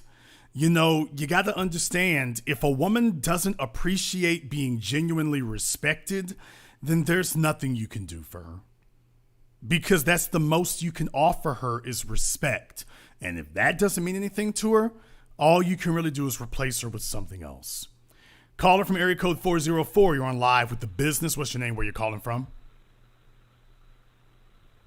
Jennifer from Florida. Jennifer from where at in Florida? Gainesville. Jennifer from Gainesville. What's on your mind, Jennifer? Hey, well, I listen to you a lot, and I really appreciate you, and I love the billboard that you put up in New York as well. I actually agree with a lot of what you're saying about Jada. I feel like, here's my theory about her. She comes across like an alpha woman, like she likes to compete with men. And to me, she's very masculine and kind of butchy. And I feel like she definitely preyed on August Alsina. She took advantage of him. And well, what makes it I don't really think scummy, it's right. What makes it really scummy about August is, this isn't a regular situation where a man just gets with a younger female or something. She went after a fella that, by her own admission, was having all types of personal problems, emotional problems, drug problems. This dude was really, and you can see in this picture here, he's the damn beta. He's the recessive. She's the dominant and he's the recessive. He's sitting there like he's cold outside and she's letting you know from what she's wearing. It ain't cold out there. He's real shy and recessive and whatnot. And that's what she took advantage of. And had this been a man who went after a girl who was shy and recessive and, not outgoing and took advantage of her at a time like that, they would be changing laws to make that illegal. They would say that's not consent. They would be changing laws and talking about that's not consent. How can he consent to that? Right. So it's just really, really bad. Now, as far as what you're saying, she exudes some masculine energy. Well, she certainly does exude assertiveness. And there's a number of men who like that. That's not anything to be bad about. But you are correct in that assertiveness is something that needs to be watched.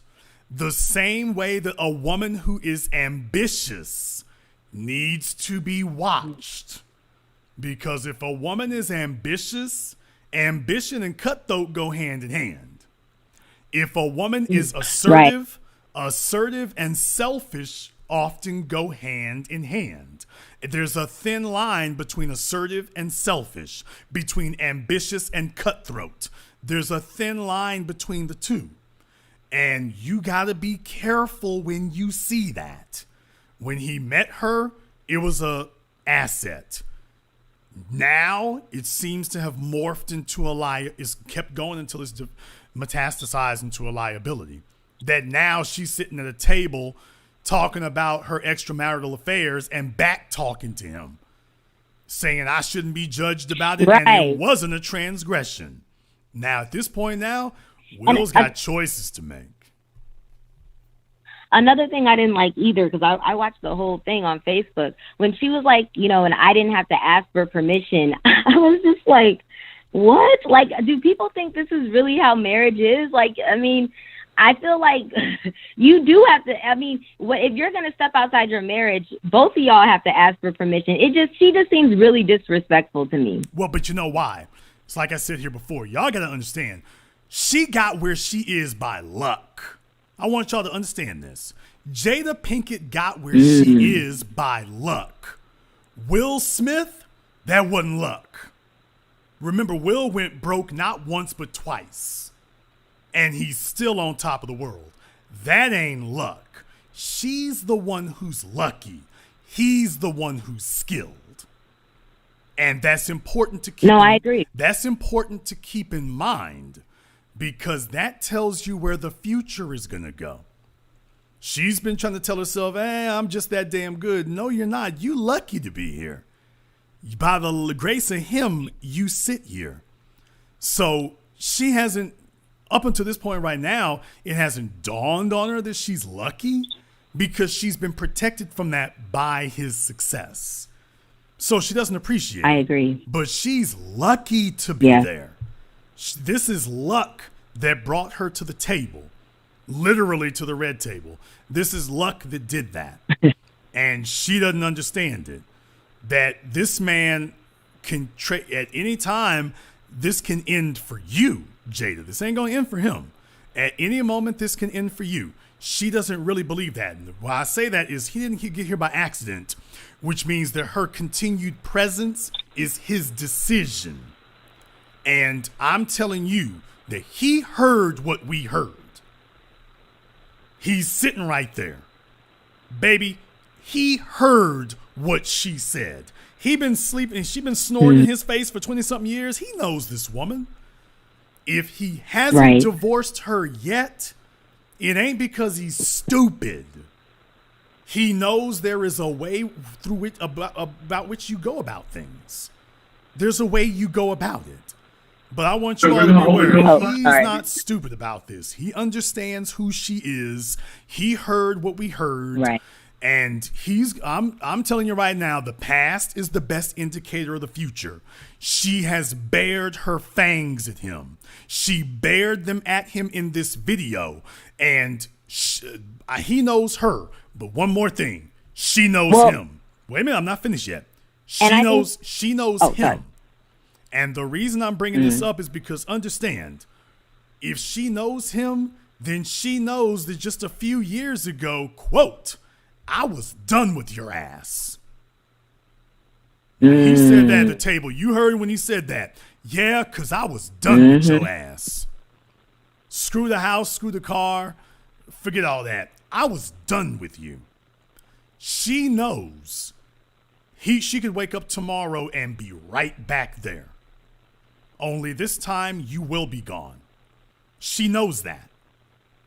Understand, just like he knows her, she knows him. And she knows there's one thing that all of us know about Will Smith that he has taught us over the course of the last 30 years about his life. When Will Smith puts his mind to something and decides that's what he wants to do, more often than not, he gets it done. Just like Dwayne Johnson. Like him or not like his personal politics, he has demonstrated when Dwayne Johnson puts his mind to getting something done, he gets it done. If Will has made a decision that he's getting ready to punch your card, she knows. So where's the punishment? What does she have to lose now by being defiant about it? I'm going to spite you on my way out. Okay, I'm already heading out the door. This nigga is trying to ease me out the door now. Okay, I'm going to spite you on my way out the door. I'm not going to sit up here and talk completely crazy to you. So I have plausible deniability. But no, nigga, just between you and me at this damn table. Yeah, I mean, I'm not sorry. Yeah, it was no. It wasn't wrong. It wasn't a transgression. No, it was a necessary thing. Oh, I needed that. I just wanted to feel good. She said that in front of them cameras. What are you going to do? You going to hit me? What are you going to do? Huh? You going to stomp me out? What you going to do to me? Literally around that table, because if y'all have seen the other episodes, they got like 5 cameras around that table. What you going to do? You going to jack me up right here? You're Will Smith. You'll lose every damn thing, even if I don't take a dime from you. You put a hand on me. If you respond to me the way I'm antagonizing you, you'll lose everything. What will I lose? Nigga, I already lost it all. I already lost it. Take a look at my damn mama. I'm not stupid. I already know I come from nothing. I come from a mama who screwed up every chance she ever had. I come from a mother who's in her 60s trying to compete with her, a 60-something-year-old trying to compete with her 40-something-year-old daughter for sexual attention. And then you wonder why the daughter is going crazy for it. Nigga, what you gonna take from me? I've already lost it. You could wake up tomorrow morning pissed off and punch my card. I know you can. I know it. And I just want to let you know on the way out the door, if this is the last, because you know how Will is, baby Will might have gotten up from that table and might not have spoken to her since. They talking about they went to a resort. Baby, I've been to many resorts. You know how far away you can put a broad on a resort? You can be on one end of that damn thing and she can be on the other. He could be at that resort for a month and never cross paths with her. They paying $3,000 a day. He could be on that resort for a month and never meet her, never see her. Have hoes stacked up from one suite to another. If she's getting ready to get her card punched, she already knows it. You know how she knows? Because Will has explained to her what happened with his first wife. She knows what happened with the first wife. When the first wife got her card punched. Will told her what happened then. She heard him, at least from his perspective, and that's the only one that matters, because he's telling you, now you got another woman had your position. Well, what went wrong with y'all? Well, this is what went wrong, and these were the things she did and said. And now she doesn't have that position anymore. So she knows. Yep. And if she's already crossed that line, she knows she already crossed it. So guess what? There ain't nothing Will's going to do to her today that he wasn't going to do a year ago. Baby, you know, we all been there. You know, when the white folk at the job done got together and decided you're gone. It don't matter what you do at this point. If they've already started punching your card, you know you're gone. So you can choose to go quietly, or you can choose to go semi-quietly, or you can choose to go noisily. But the bottom line is there's one thing that's not your choice, that you will go. The only thing you can choose is whether you go loudly or quietly, but you will not choose if you're leaving. And I'm telling y'all, Will Smith, this violates every tenet and everything he's put together. The only thing that could save her is if she knows something really damaging about him. And that's the only thing that concerns me about this August fella. That she went for someone so young, so metrosexual, and so young. Because the only question that makes me ask is, Will, I got a question for you, though. I only have one for you, Will. We already done seen what your wife is doing, but I got one question for you, Will. Is there an August Alsina in your closet? I think so. No, dear. I don't want to cast aspersions. I know. All I'm going to say is there's stuff that is immoral, and then there's stuff that is illegal. And I don't want to say that he's done something illegal. I have absolutely no proof of it, nor do I want to suggest that, quote, that's what it is. What I am saying is that if he stays, she must have something really heavy that means more to him than the public humiliation and emasculation that he's suffering right now. What if he stays? She's got something that means more to him than this. I'll let you have the last word.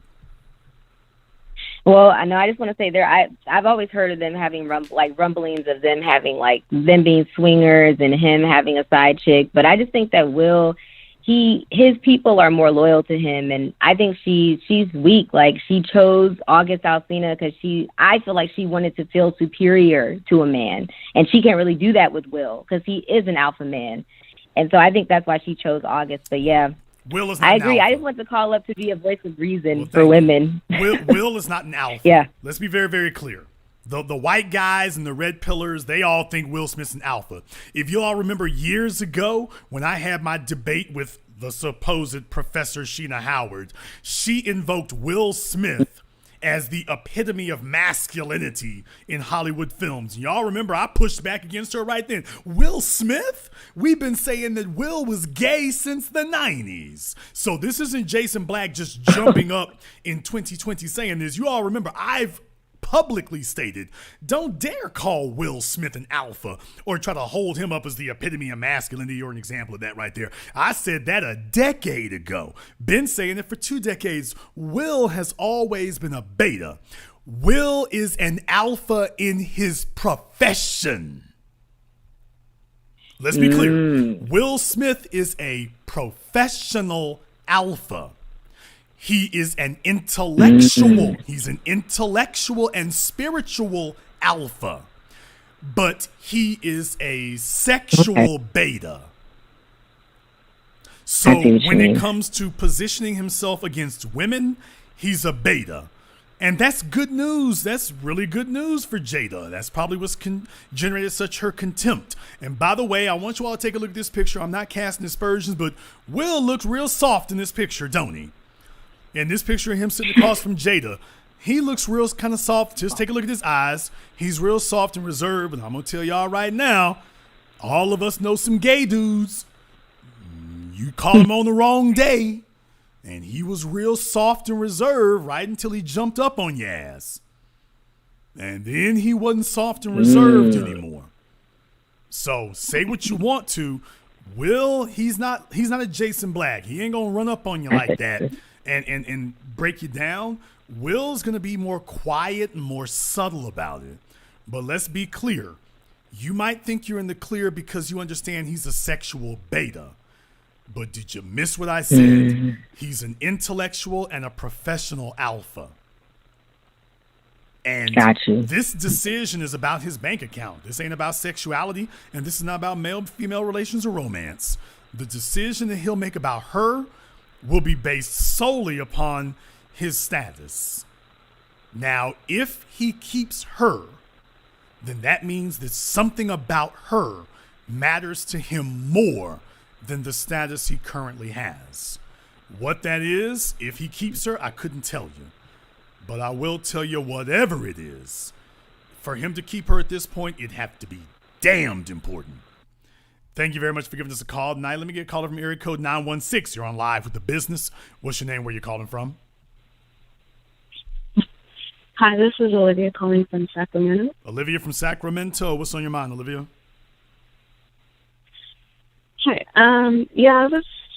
I agree with everything you said so far and everything most of the callers have said on this talk so far, and it's been a great talk. And I was just, when I first heard about this, really disappointed because, like you were saying before, Jada just kind of trampled on the respect that the audience had for her.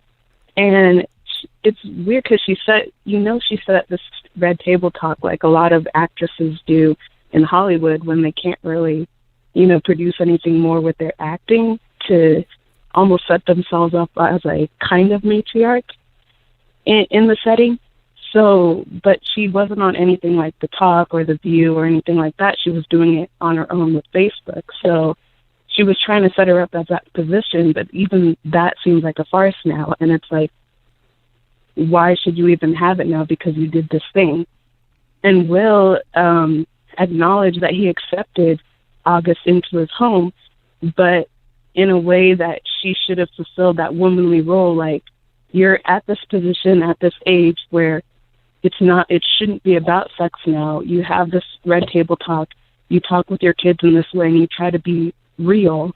So I expect you to do what you do with your kids, our kids, with other young people to also set you up as that status. And it seems like she trampled over that. Warning sign for Will, and I said this earlier, the warning sign for Will was you have a woman who does not make a clear line of distinction between herself and her children.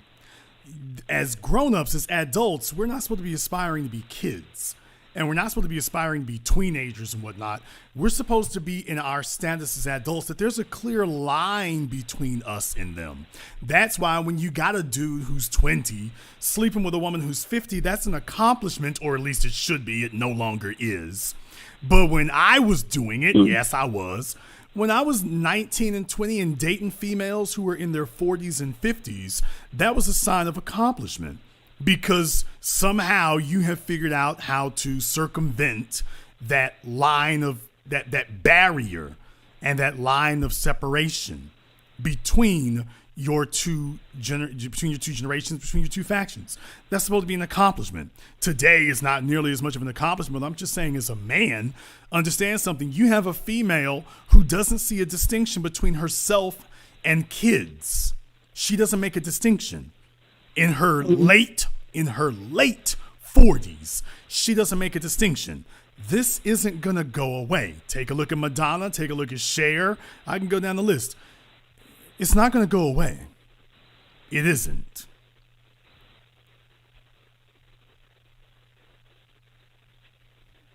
Right. And now, as like as the audience, now you have that thought too. As much as Will is now having to think about that, you have to think about how you see this woman too, because she obviously can't lead you anywhere, and she can't lead, us younger females anywhere. And now it's weird. Like, how can you sit there with your daughter and you allegedly got with someone in her age grade, but you're sitting at this table and we're supposed to look at you as an authority? So you completely trampled that. So now she's walked away from this, and if Will decides to leave her, she'll truly lose everything. I don't know what she was thinking when she was talking to him this way, that because it happened to be on Red Table Talk, she thought she was an authority, which is why she set it up. But this has nothing to do with thought. This has nothing to do with thought or logic. This is about her feeling. She finally had an opportunity to say what she really thinks. I finally have a chance to tell you what I really believe, and I'm sure they've had more in-depth conversations about this, between the two of them. But she just let you know publicly, even publicly, I'm not going to back down from this. This is what I'm standing on. And if you're going to leave me, you're going to leave me anyway. So I'm not going to let you publicly punk me. But just so you know, publicly, I told people. They've heard enough to know that, I ain't sorry about it. So whatever you're going to do to me, go ahead and do it to me. But I'm not going to back down. So, and at this point, you have a problem, man. You have a disciplinary problem. She's just out of control. There's nothing to hold on to now. Thank you very much for giving us a call here tonight. Please do give us a call again. I don't know who the hell it is in the chat room. Ooh, Jason, this, that, there, and the other. By the way, it is what it is. Not really sure what your point is about it. I've already mentioned about that at least a dozen or so times over the years. This is not news. But I will tell you one thing. I didn't marry any of them, nor did I have any plans on marrying any of them, nor did I ever tell myself I eventually would consider marrying any of them. You want somebody who at least gives you the option. Even if I never take advantage of it, and I've made it to my mid-40s and still haven't taken advantage of the option of having kids, but I'm not going to start at 20 years old and just say, screw it, ain't going to be no kids for me. No, that was never in the program. So I can tell you, let me just tell all you females out there deluding yourselves, telling yourselves that having sexual access somehow translates to resources. No, it doesn't. Sex translates to sex. And if you're a woman in your 40s having a dude who's in his early 20s, I'm here to tell you from my experiences, not my opinion, from my experiences, he ain't got no plans on marrying you and keeping you. Even Mary Kay Letourneau had to be able to have kids to get that young fella to marry her. No, I'm telling you from my experiences. You are a status symbol to him. You are a mark of accomplishment and achievement to him. You might be a little bit of stress off his head for him. You are not wife material. You are not. You aren't. And at 48, Jada can't even give you that anymore. So yeah, he's going to have wild, freaky, village people sex with you. But then again, he's doing that with chicks young enough to be your granddaughter. So that don't mean nothing. I'm not telling you what I think, I'm telling you what I lived. So when I hear women say dumb things, I know when I'm hearing dumb things. Caller from area code 202, you're on live with The Business. What's your name? Where are you calling from? Radio, mirror, and the bed. Okay, caller from 202 has been abducted. Caller from area code 562, you're on live with The Business. What's your name? Where you calling from? How you doing? This is Elton from Long Beach. Elton from Long Beach. What's on your mind? How you doing, brother? First of all, you funny as all get out and correct across the board. But I'm originally from the D.C. area. One thing you're forgetting is that going back to her mama was on heroin in Baltimore, where she from, and where Tupac from. And so she was kind of a crack baby, even though she wasn't a crack baby. She was a heroin baby. And that does something to them women. You know, I'm a little bit older than you, and I've seen all the chapters. Now I'm 49, and heroin been big. Like the show The Wire, heroin been big since the Chinese Opium Wars in Baltimore. So her whole socialization and DNA might be screwed up, and that's what he brought into his life. That's my whole point. Thank you for your time, brother. Well, you certainly hope you can help somebody, but if there's congenital issues, yeah, it could be. There just may be some things that you just simply cannot fix, no matter how unfortunate it is. You just can't fix it. Caller from area code 857, you're on live with The Business. Hello, Jason. This is James from Boston. How are you, sir? James from Boston, what's on your mind? So I had a question for you, Jason. Why is there two questions. Why is there so many women basically focus on the ego versus focus on building the relationship with their man and having much more success than more of it's like a chess match? Because you live in a system, you live in a socioeconomic system of white supremacy, and we have been caught in the middle of a civil war between white women and white men. White women rose up. They've been trying to do it for the last 300 years. Within the last 100 years, they finally started getting a grasp on what they wanted was to be able to seize enough power and control from white men so that they would be able to control the socioeconomic hierarchy for themselves. And along the way, what they've done is in a democratic system, they have recruited as many allies as they can to help them to destabilize white men. In the process, they have sold the ideology that men need to be destabilized. But when they say men, they don't mean all men, because black men are already destabilized. They meant white men, but they couldn't just come out and say white men are the problem, because white men are the only ones who can oppress anybody. Black men can't oppress anybody. Hell, we can't even defend ourselves most of the time. So when they came out with all these code speaks passing it off to us, when in reality that wasn't what they meant. So, and they understood what they meant, and they understood that you were going to misunderstand what they were saying, but that it didn't matter because you were going to help them get the job done. You were going to help them to destabilize white men. And in the process, you would destabilize your own men by grabbing on to the welfare state, feminism, the sexual media complex, female narcissism, the slut culture. All of these things would be things that white men told you don't do. So anything the white man tells you don't do, white women understood. Anything he says don't do, you do it.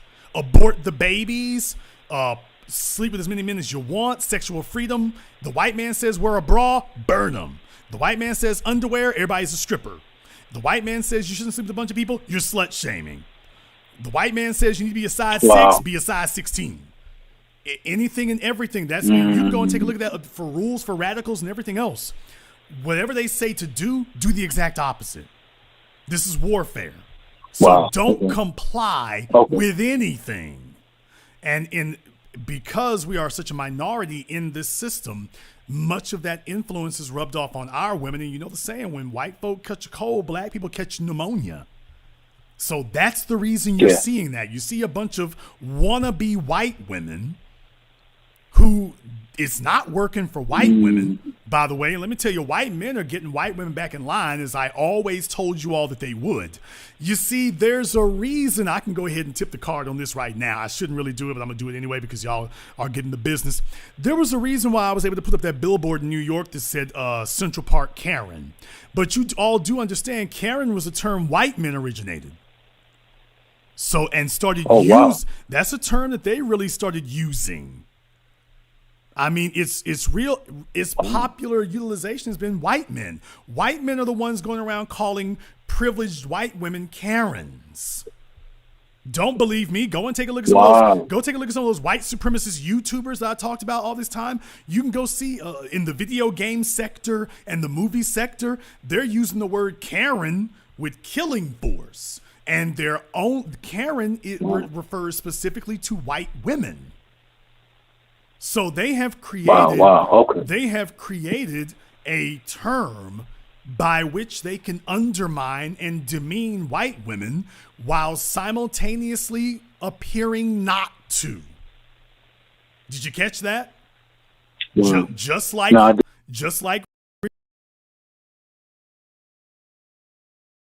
create a system that penalizes black people while at the same time appearing not to. They're now utilizing those same skills against white women. The goal is to demonize, the goal is to destabilize, impugn the character of, and criticize white women, while specifically white women. This can't be a term that applies to black women. But we can't say Becky because black people originated that one. So you can't say Becky. Becky won't work because Becky came from black people. So you can't use that one. You need something that the credit goes to white men for the use of and origination of. You got to use something there. So Becky wasn't available. So Becky. In comes Karen. Wow. Okay. Gotcha. Okay. I got one more question for you. As a young brother, how close for single brothers, no baggage or not much baggage, whatever, how close should we pay attention to a girl's mother? You need to pay absolute attention. The rules don't change, brother. You need to pay absolute attention to her mother. Take a look at a girl's mother. Whatever her mother looks like at 40, that's what you're going to have. Because that's who taught her. That is the feminine role model that she learned under for 2 decades before you even had a chance to meet her. That is the woman who set the rules for her of what womanhood is. So yeah, you need to pay big attention to the mother. She's going to take a bunch of her cues from that. Remember, she was a member of her mother's household. You're trying to make her into a member of your household. She was born a member of her mother's household. She was born that. So yes, you need to pay absolute attention to the mother. She is going to take cues from that, and whatever negative traits her mother has, look out for those. If mama smokes, daughter smokes. If mama is acting narcissistic and entitled, daughter. Don't believe me, and I hate to say this like this, but I'm going to say this like this. If you don't believe me, take a look at Jada Smith's mother. Take a look at Jada. And then take a look at Willow. Gotcha. We can already see the warning signs with Willow. We can already see those. Yeah. Sad to say.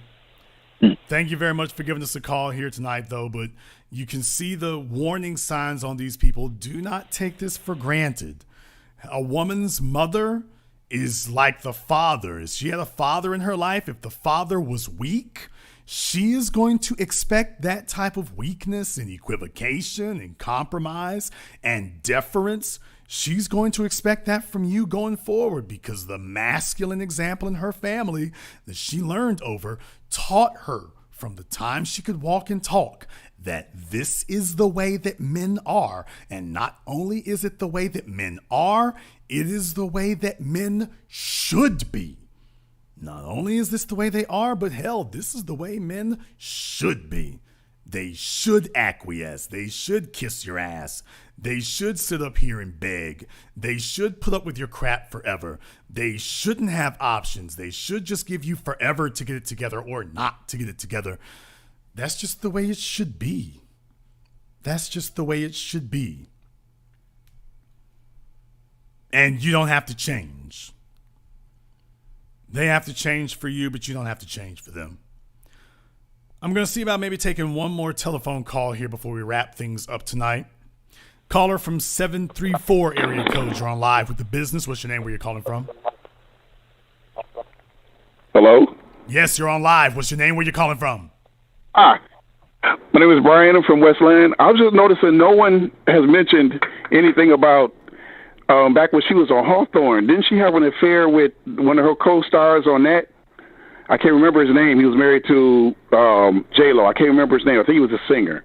Okay. I can't remember his name right now. Wait a minute. Where exactly are you from? Oh, Westland, Michigan. Okay, Westland, Michigan. Thank you. I don't remember anything about that. I wouldn't be surprised. Here's the problem, brother.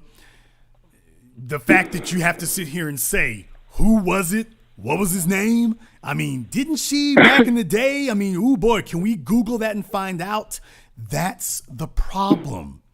She has denied at the rule she broke. You've denied Will plausible deniability now. Will has got you forced his hand. He got to deal with this.